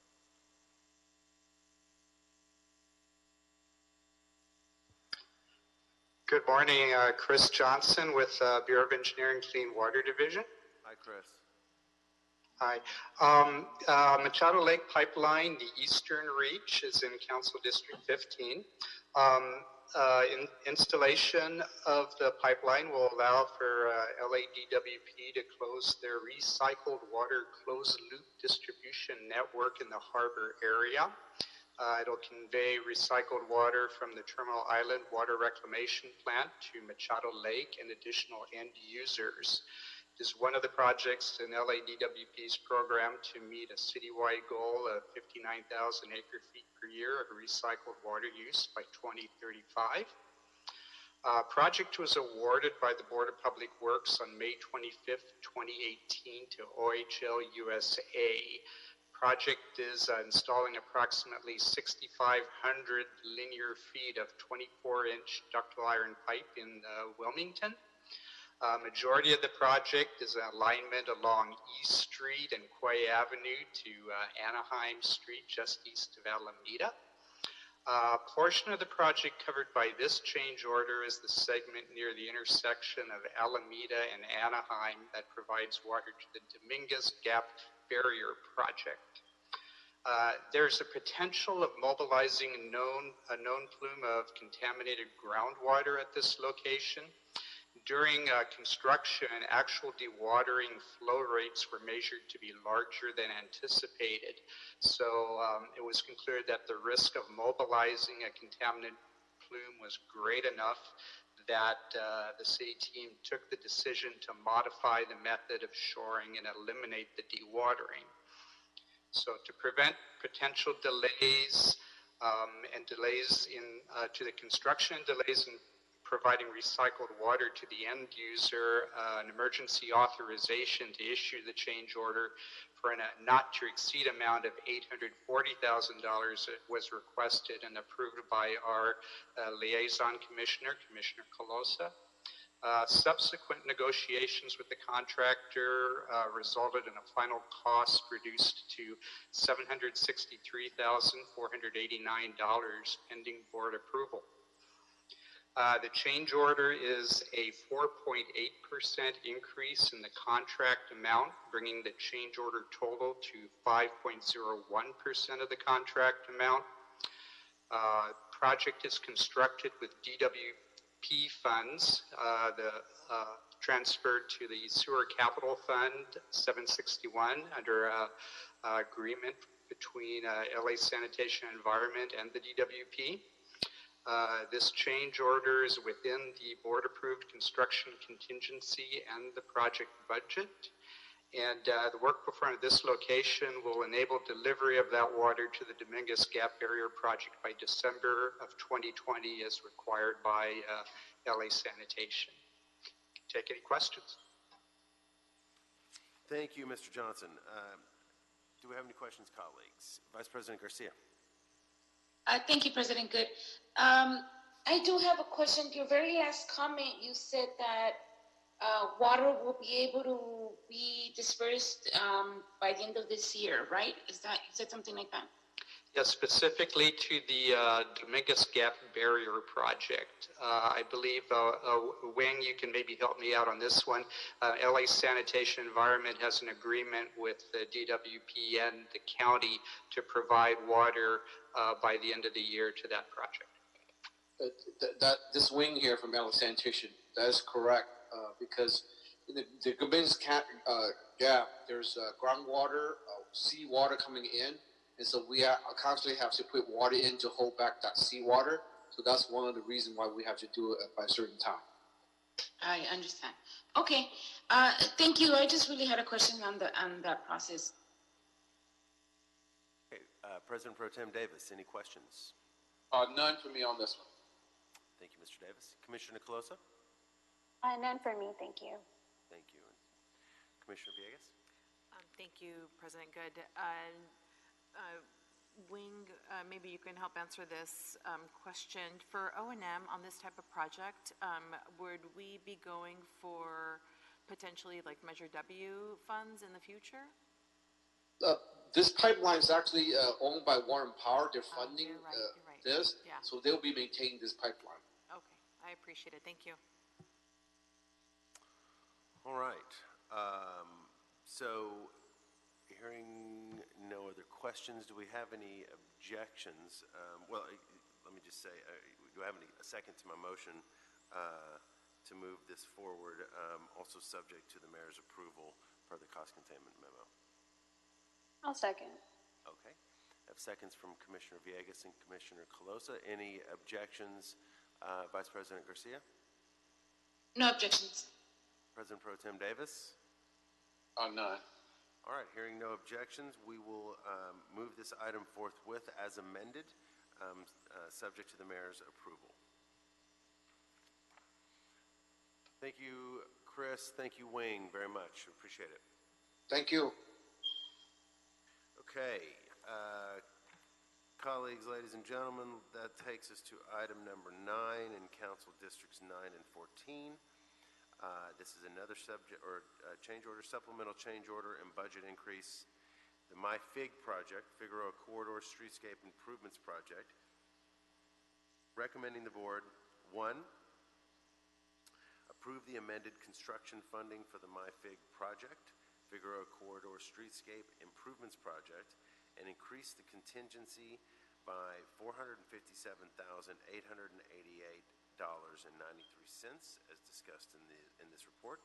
And 2, authorize the General Manager, Department of Transportation, to issue a supplemental participating change order bid item number 61, serial number 1, to the contract with All American Asphalt for $457,888.93 to account for additional costs incurred by the contractor due to compensable delays as a result of an extended construction timeline. Funding for the project has been acquired from Transportation Grant Fund number 655, appropriation unit number 94J438, budget fiscal year 2013. Our representative today is Manichar Adhami. Forgive if I'm doing a disservice to your name, and Shane Smith, or to the pronunciation, and Shane Smith from the Department of Transportation, and Brett McReynolds from the Bureau of Contract Administration. Good morning, folks. Good morning, Mr. Commissioner. I'm Manichar Adhami, and I served as the Senior Project Manager for the project that is the subject matter today. Thank you, Mr. Just give you a quick background. This project was originated by community redevelopment agencies. Since that agencies no longer exist, LADOT inherited the project. And the project was designed basically to facilitate better biking, better walking, and better access to transit along Figueroa Corridor from 8th Street to Expo Park, and on 11th Street from Hill to Figueroa. And that also include streetscape landscaping, which would basically beautify the area.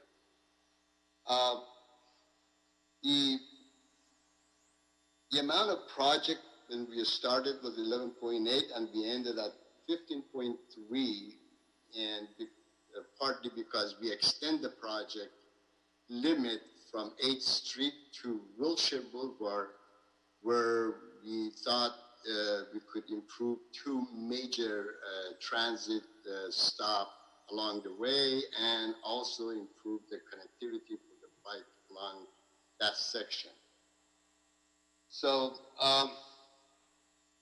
the project basically serving major areas in Los Angeles is one of the most difficult areas to build project, which we have major hotels along the way. We have LA Live Convention Center, Sports Arena, and USC. We have a whole host of major area that it was kind of a construction nightmare for us to coordinate our effort due to the change of the schedule for those centers. And that, in concert with some difficulty that we had in permitting process, caused a significant delay for the project. The project originally was awarded to different contract by the board. I mean, it was in a process of being awarded to the different contractor other than All American, but there was a protest by All American, and the board reviewed it and finally decided to award it to All American.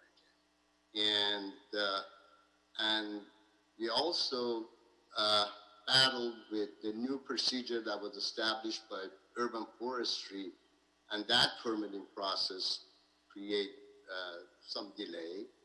And finally, we had some design issue with the flood control facility on 11th Street that had to be redesigned. So we were at the mercy of LA County to reissue the permits. So what I'm trying to explain is all those elements contributed to the delay, trying to justify why we had a delay. We currently have 2 claims on the project. One from All American, which they said because of the delay, we incur cost, which we agree that was the case. And the second one was by a Chicago-based contractor named Aldridge for the first time. They started in Los Angeles as a signal contractor.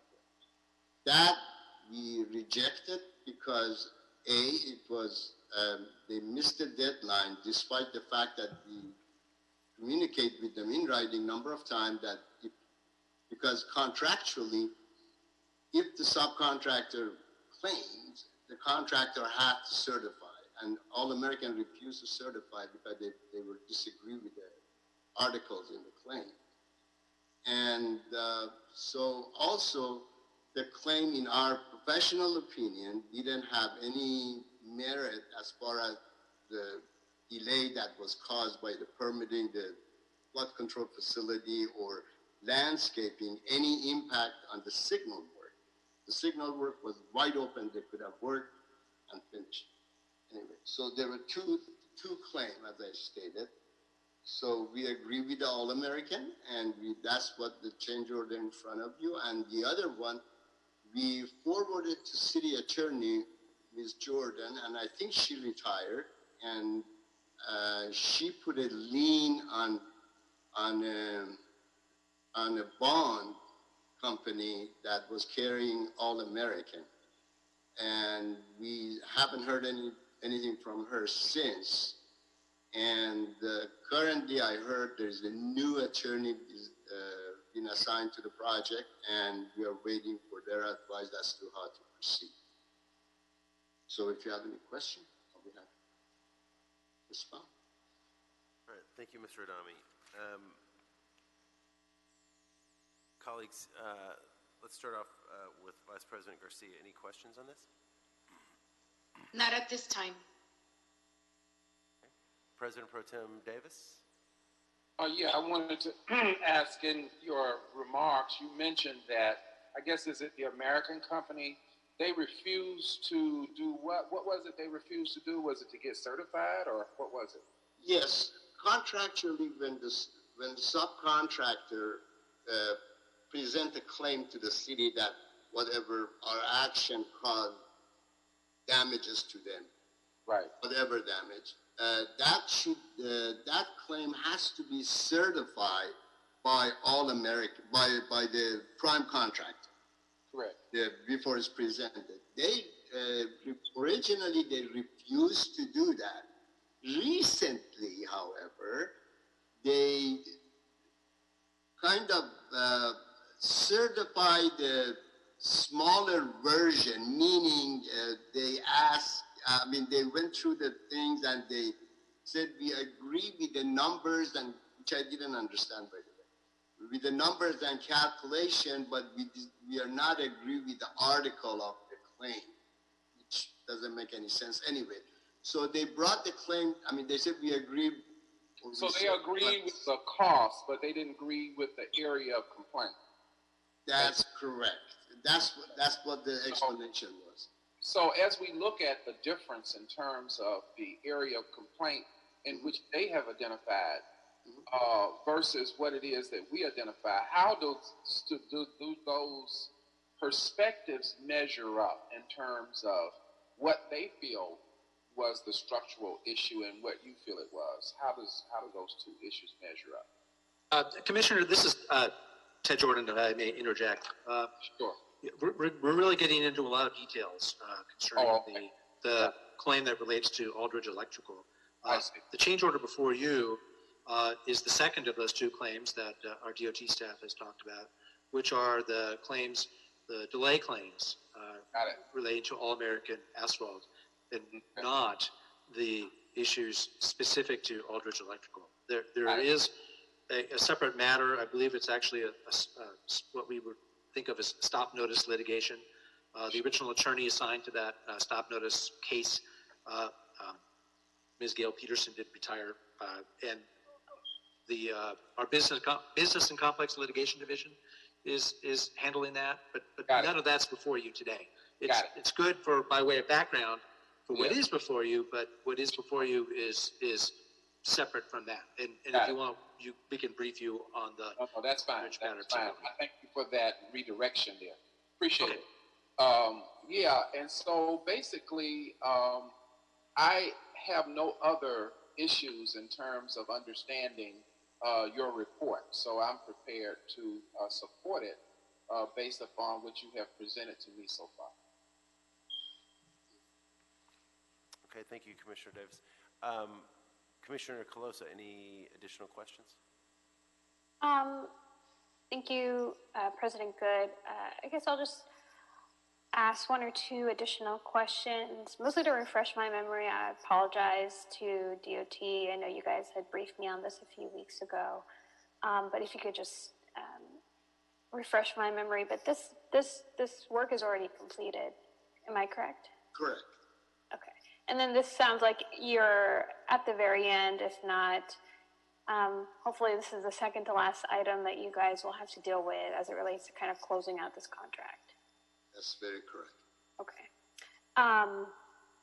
And it looks like here too, from the original total of 1.9 million, you guys were able to negotiate down considerably to what's before us today, which is a little over 400,000. So that, you know, I think is good to see and understand, obviously, too, from the documents that, you know, the city and DOT have taken some, you know, responsibility for some of the delays that's outlined there. So I just want to kind of quickly point that out.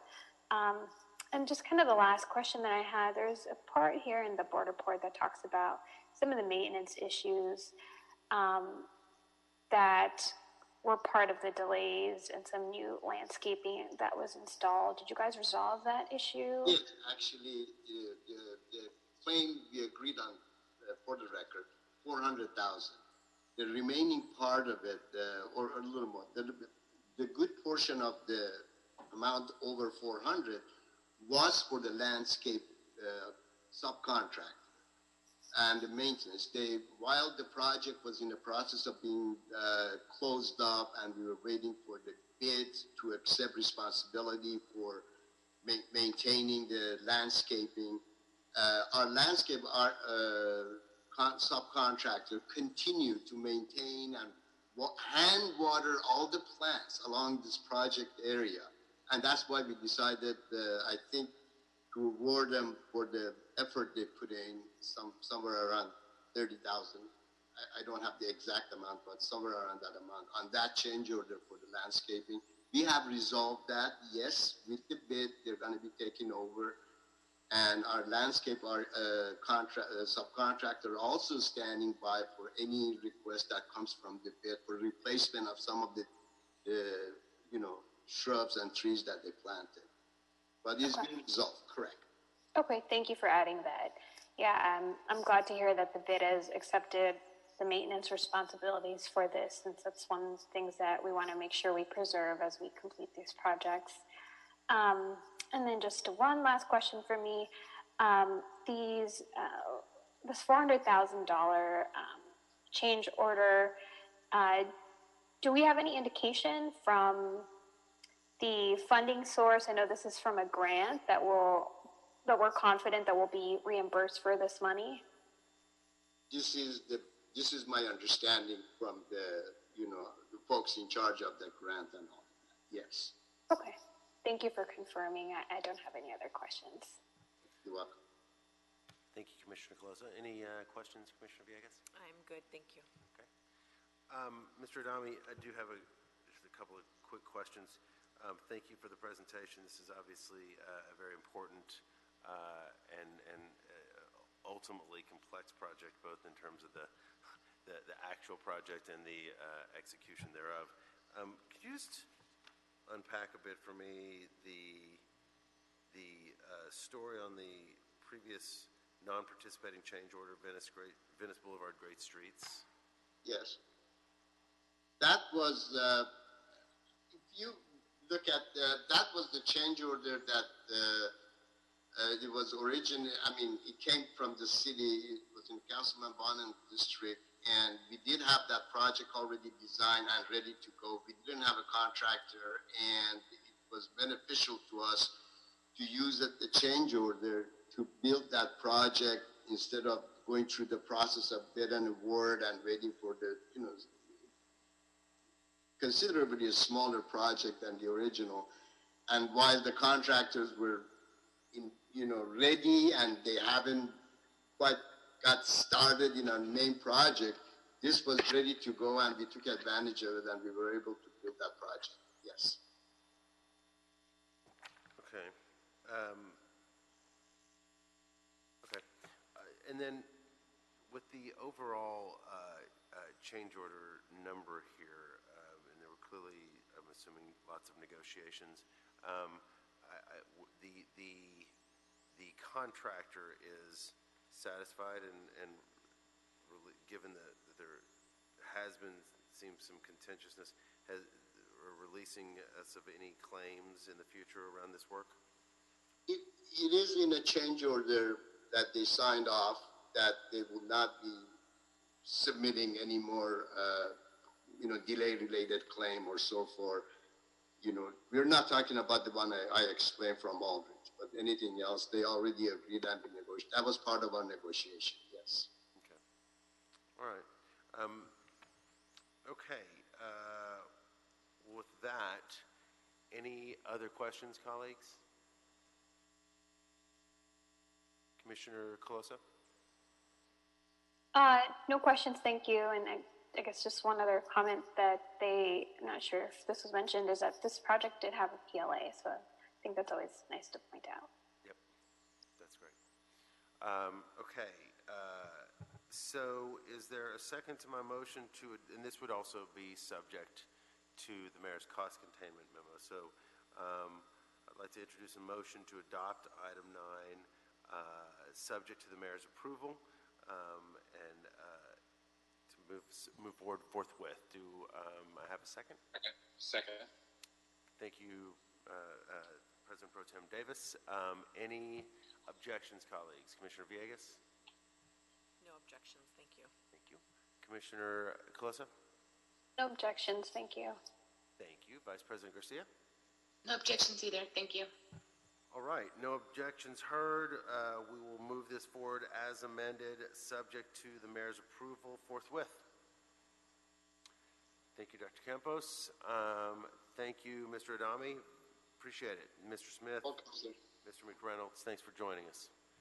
Thank you, Mr. Jordan, as well. All right, colleagues, this takes us to the last item on the agenda.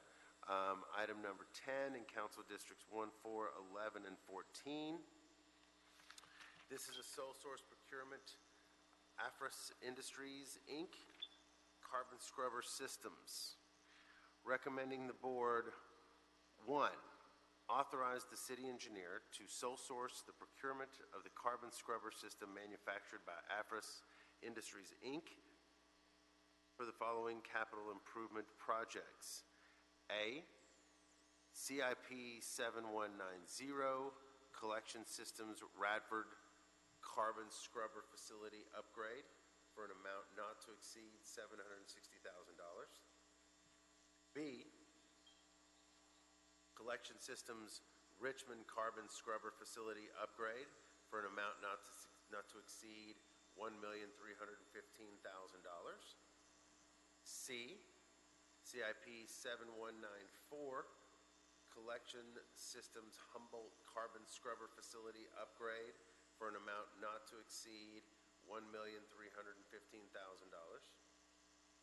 D, CIP 7195, Collection Systems Bayona Carbon Scrubber Facility Upgrade for an amount not to exceed $760,000.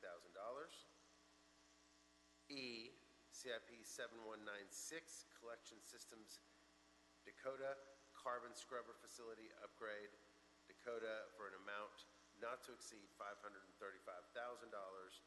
And 2, authorize the city engineer to negotiate a price agreement with Afras for the above referenced carbon scrubber systems, which will be procured by the City of Los Angeles and installed by the general contractor awarded the construction project.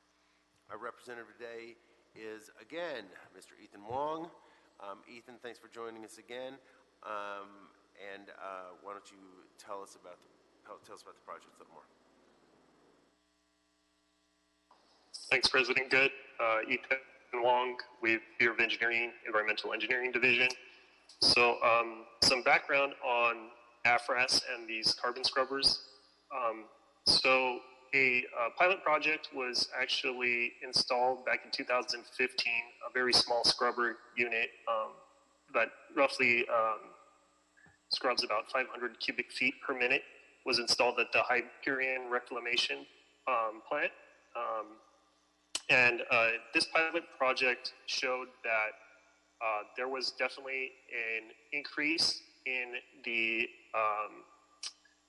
performance above the current scrubbers that are installed at the locations that you listed.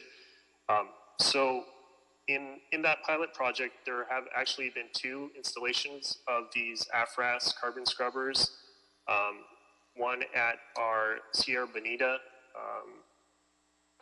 odor control facility, which is on 1403 North Gardner Street, and another carbon scrubber, the Genesee odor control facility, installed at 5898 West Venice Boulevard. So in looking at the Sierra Bonita project, which was installed in 2019, we found that, so what happens in these scrubbers, there's carbon media that's installed in the scrubbers that basically filter or scrub foul air that comes from our sewer system. And this carbon media has a finite life. In the previous installations, the carbon was only lasting 3 to 4 weeks and had to be changed out by LA sanitation staff, and new media had to be put into the old scrubbers. So this is quite costly. In both the pilot study and at Sierra Bonita, what we found is the same amount of carbon media is needed in the scrubbers versus the old versus the AFRAS scrubber. But we found that as opposed to the old scrubber where the carbon media had to be changed out after 28 days, in the AFRAS scrubber, the carbon media lasted up to 105 days. So this is a considerable cost savings since this carbon media costs about 78 cents per pound, and you need about 20,000 pounds per unit.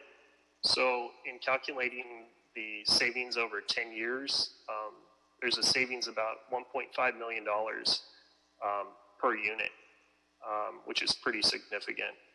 So we're requesting that after the pilot study and seeing the AFRAS units in place throughout the city, we're requesting that they're sole sourced at these five other locations that require new scrubbers. Any questions regarding this? I'd be happy to answer. Thank you, Mr. Wong. Vice President Garcia, any questions on your end? I do not. Well, actually, I do. So I saw the board report, and the first report, it was back in 2016. We are now in 2020. Have we done any of this work already, or just tell me where it's at with the work, I guess. That's what I want to know. Sure. So to make things clear, there are 3 scrubbers in place already. So the first being back in 2015, there was the pilot scrubber that was installed at Hyperion Water Reclamation Plant. And then there's been 2 subsequent scrubbers, one installed at the Genesee Water Control Facility on Venice Boulevard, and that was in 2018. And then in 2019, the Sierra Bonita Odor Control Facility on Gardner Street, that one was installed and is in operation currently. And do we still have more to do? Yeah, so this report is asking for sole source authority on 5 different projects, one at Radford, one at Richmond, one at Humboldt, one at Bayona, and one at Dakota. Okay, thank you for that. Mr. Jordan, I assume you've had an opportunity to review this item? Yes, I concur with the staff's recommendation. Standardization across our operating facilities is an allowable thing in this instance. And more importantly, the Bureau's done its homework in terms of the testing of the products to assure itself that it's standardizing itself to the most appropriate product. So I concur with the recommendation. Thank you, Mr. Jordan. President Pro Tem Davis, any questions or comments? You're on mute. Sorry about that, none. Okay, thank you. Commissioner Nicolosa? No questions, but just a comment. Thanks to Mr. Wong for, as Mr. Ted Jordan mentioned, doing the homework on this and highlighting the cost savings for this project. So I know we're trying to save every nickel and dollar right now, so it's appreciated. Thank you. Thank you, Commissioner Nicolosa. Commissioner Villegas? No questions. I was just doing the math on the sole source contract, so it's a little over 4.6 million for all 5 of these projects. Thanks. Thank you. Yeah, it seems, just echoing my colleagues, that this is one of those situations where it is really illustrative of why certain situations are meant for sole source or appropriate for sole source, given the cost savings and the specificity of this technology and the proven quantity or quality thereof. So thank you, Mr. Wong, and I'm also inclined to support. So again, this would be, in my estimation, subject to the mayor's cost containment memo. But with that, do I have a second to a motion to move this forthwith with an amendment requiring concurrence with the mayor? I'll second. All right. Love it when we all get enthusiastic. We got seconds from President Pro Tem Davis, Commissioners Colosa and Commissioner Villegas. Any objections, Vice President Garcia? None. All right. So hearing no objections, this item will be moved forthwith as amended. And Commissioner, if I try to interject, yeah, I'm looking at what the board is actually approving. Wait, we just lost you, Mr. Jordan. Oh, sorry about that. I'm just unclear to me in terms of the mayor's approval at this stage versus a later stage when we actually award the construction contract for this work. So it's unclear to me whether you need the mayor's approval under the cost containment memo today or at some future date when we're actually going to be awarding the contract to a general contractor who will then install all of this, I'm just going to say equipment that we are authorizing the sole source for. So recommendation number 2 is you're authorizing the city engineers to negotiate a price agreement with the supplier for these systems, which will then be procured by the city and installed by the general contractor. So maybe the BOE staff can clarify for me at least, maybe clear to others. Are we buying this stuff right now, or are we just authorizing the negotiation, and that will then award the contract later when we're ready to actually do the construction? Commissioner Villegas also points this out, and I think that it's a good point, Mr. Jordan. We're authorizing the negotiation of a price agreement, so this would not, in my estimation, be subject at this point. Yeah, Fernando Campos, Executive Officer. I'd like to hear staff's response because item number 1 to me is interpreted as the procurement of these items. Item number 2, the recommendation number 2 is just the negotiation of a price agreement. So I'd like to hear staff's recommendation, Mr. Wong, in terms of are you actually procuring these items at this point, or are you only negotiating the costs and then the intent or is the intent from the Bureau of Engineering to come back to actually ask for the sole source procurement at that time and also the contract? My understanding, and I will have to double check on this, and and get back to you all on if this is actually correct. But I do believe we are looking to negotiate the procurement with AFRES directly as a city, and then the equipment will be later installed by the general contractor. So the city would be procuring the equipment, is my understanding, but I can double check, and I'm not 100% sure if I'm correct on that, but I'll get back to you all on that. So maybe if that's the case, then you wouldn't get mayor's approval now. Although if there's some contract, a construction contract that we award in the future, you'll have to get approval then as well. Mm-hmm. If I can recommend, maybe the board take its action today to authorize the city engineer to go out and do this negotiation. And then if you want, you can just say subject to mayor's approval if necessary. Since right now, I think as we sit here, it's not 100% clear. Although, isn't it? I mean, it says sole sourcing, right? We are sole sourcing. It says authorize the engineer to sole source the procurement. Yeah, but that's not clear whether they're actually going to enter into a contract now. You're giving them authority to go out and negotiate, and there's a cap, not to exceed. But for example, on CIP 7190, not to exceed about $760,000.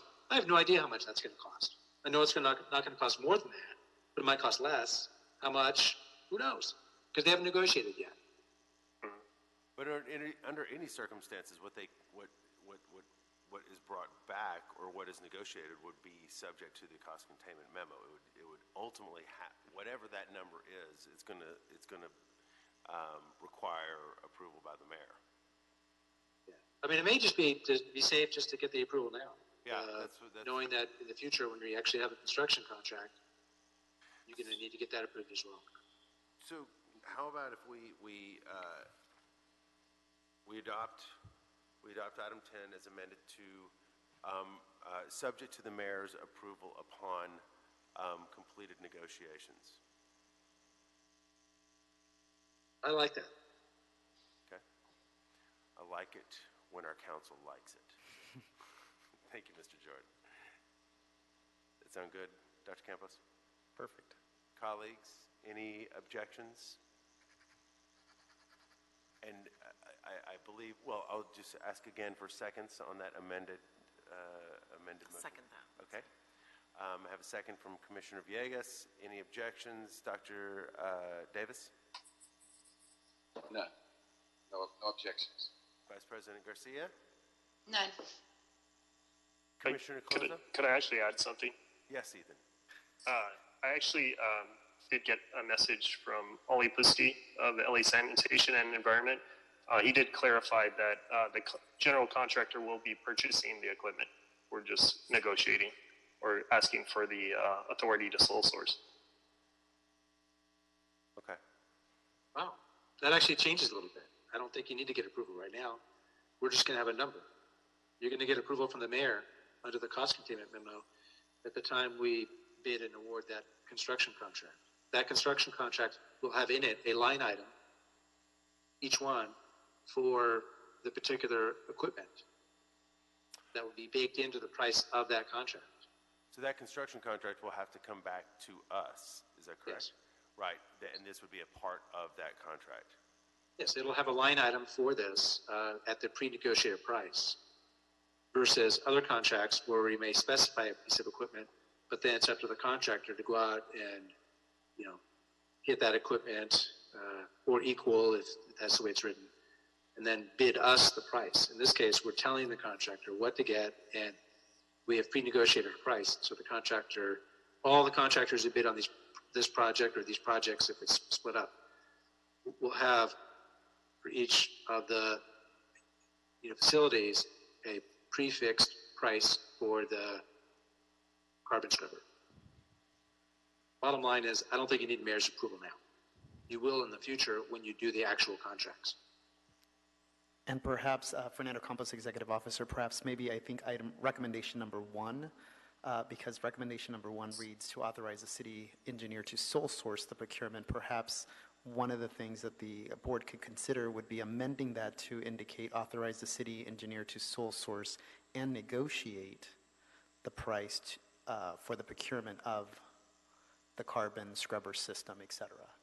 That way it's very clear that you're approving the sole sourcing and that you are approving the negotiations of that price as opposed to any misinterpretation in the future.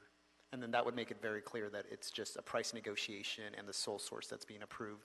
It's not subject to the mayor at this time. Right, and that will that will come back to us in the context of the overall construction contract.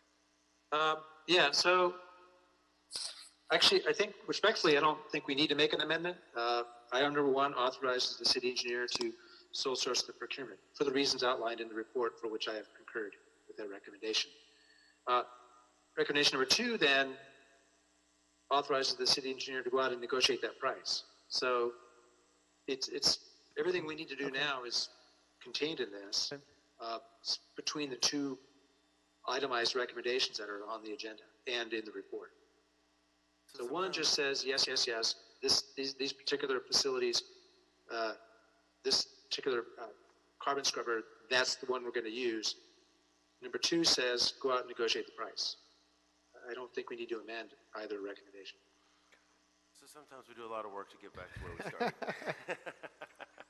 And to throw a curveball, it does say the items to be procured by the city of Los Angeles. So, okay, I can see that interpretation. Yeah.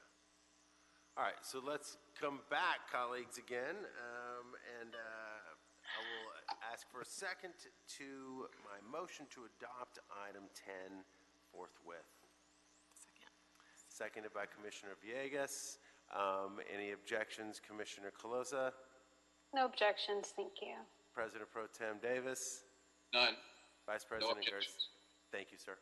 Vice President Garcia? No objections.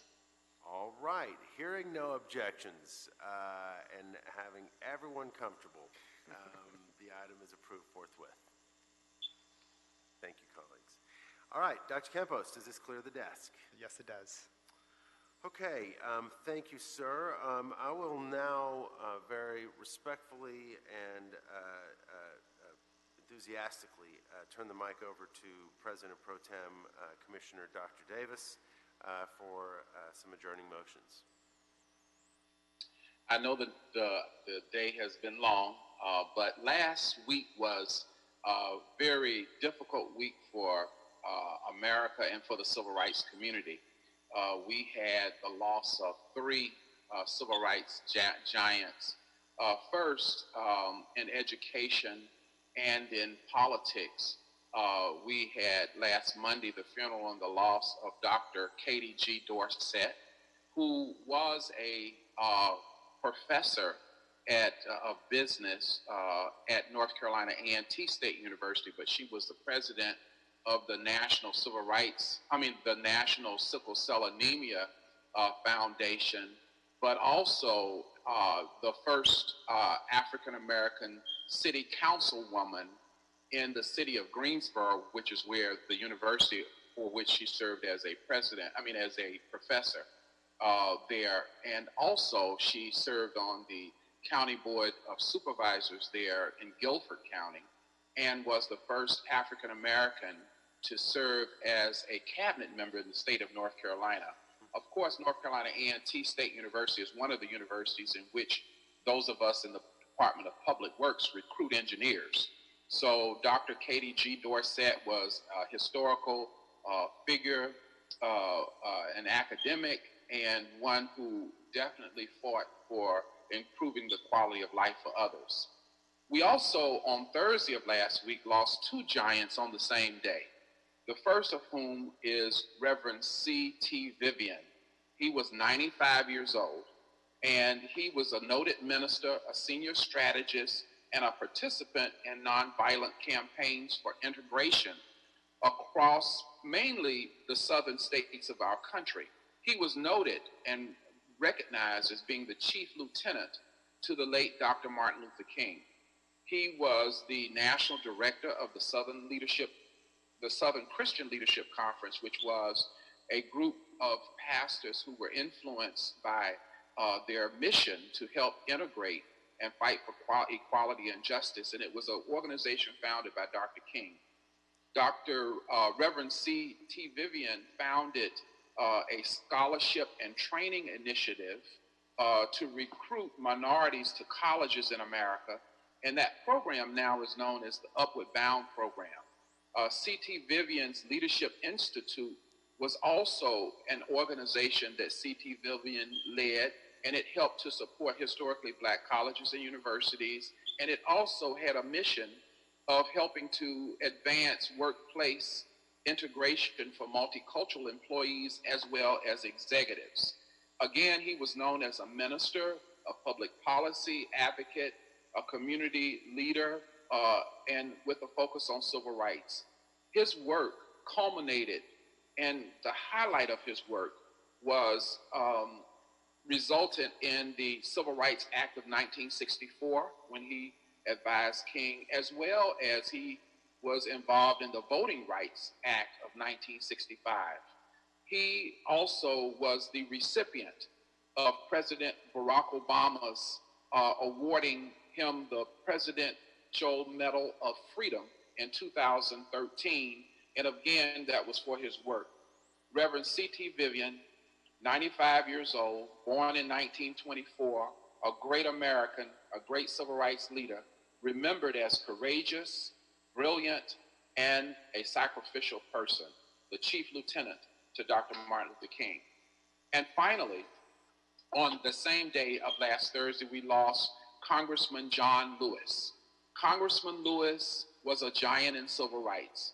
Started out at a very young age. He was born in Troy, Alabama. He was the son of sharecroppers. He attended Fisk University, a private historically black college in Nashville, Tennessee. He majored in religion and philosophy. He was motivated during his time in college and shortly thereafter with the Montgomery bus boycott. That was the biggest issue of the day during his growth and development. And so, of course, the Montgomery bus boycott happened in 1955 for 1 year, from December 55 to December of 1956. It was after the Brown versus the Board of Education, but he was inspired by the collective, common effort of people to fight for justice. In addition to that, he, along with Hosea Williams, organized he did it by himself. He helped organize the Student Nonviolent Coordinating Committee, better known as SNCC. And this was a group of students during the Civil Rights Movement in 1964 who were responsible for voter registration and peaceful protests.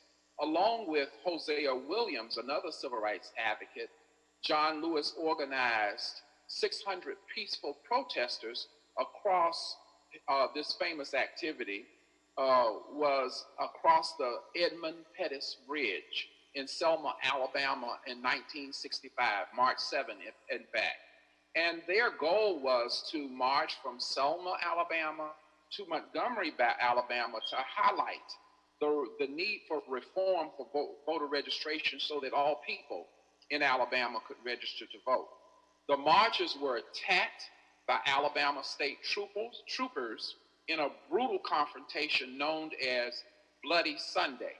This incident alone was the motivating factor for the passage of the Voting Rights Act of 1965, as all American citizens watched on the 6 o'clock news in horror as these young people were bloodied by the troopers in the state of Alabama.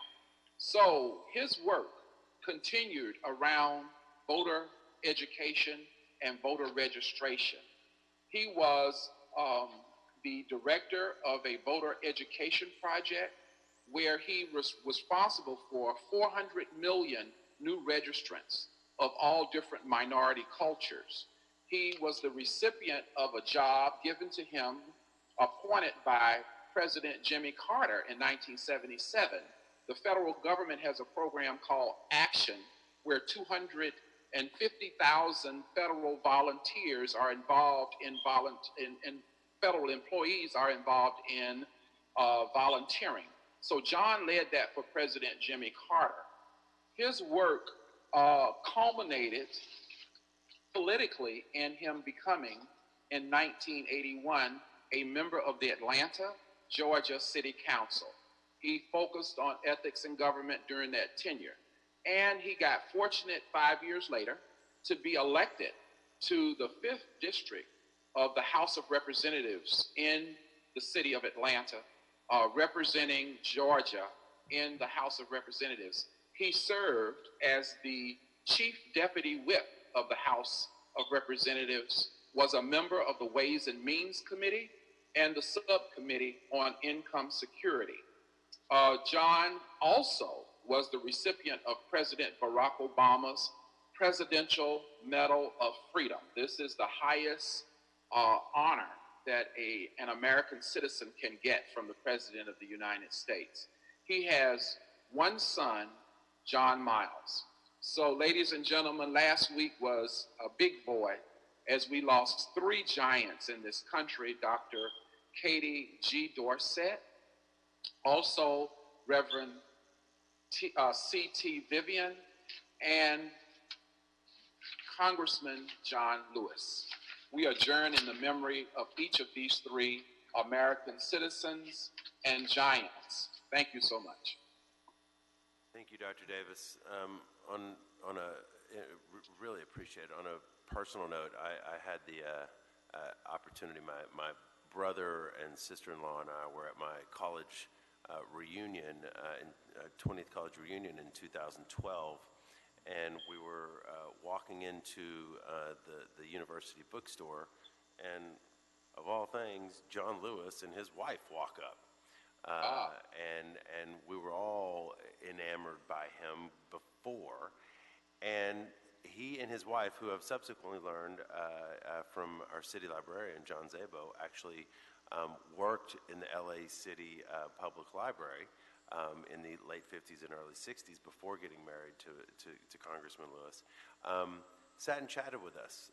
They were incredibly generous, incredibly gracious, not rushed. I mean, this is a busy man, you know, and sat and chatted with us in such a kind and almost intimate way. It was a very, very memorable experience. He's a hero and a giant, and thank you very much, Dr. Davis, for those adjourning motions. All 3 are really incredible folks, and we're a lesser nation with their losses.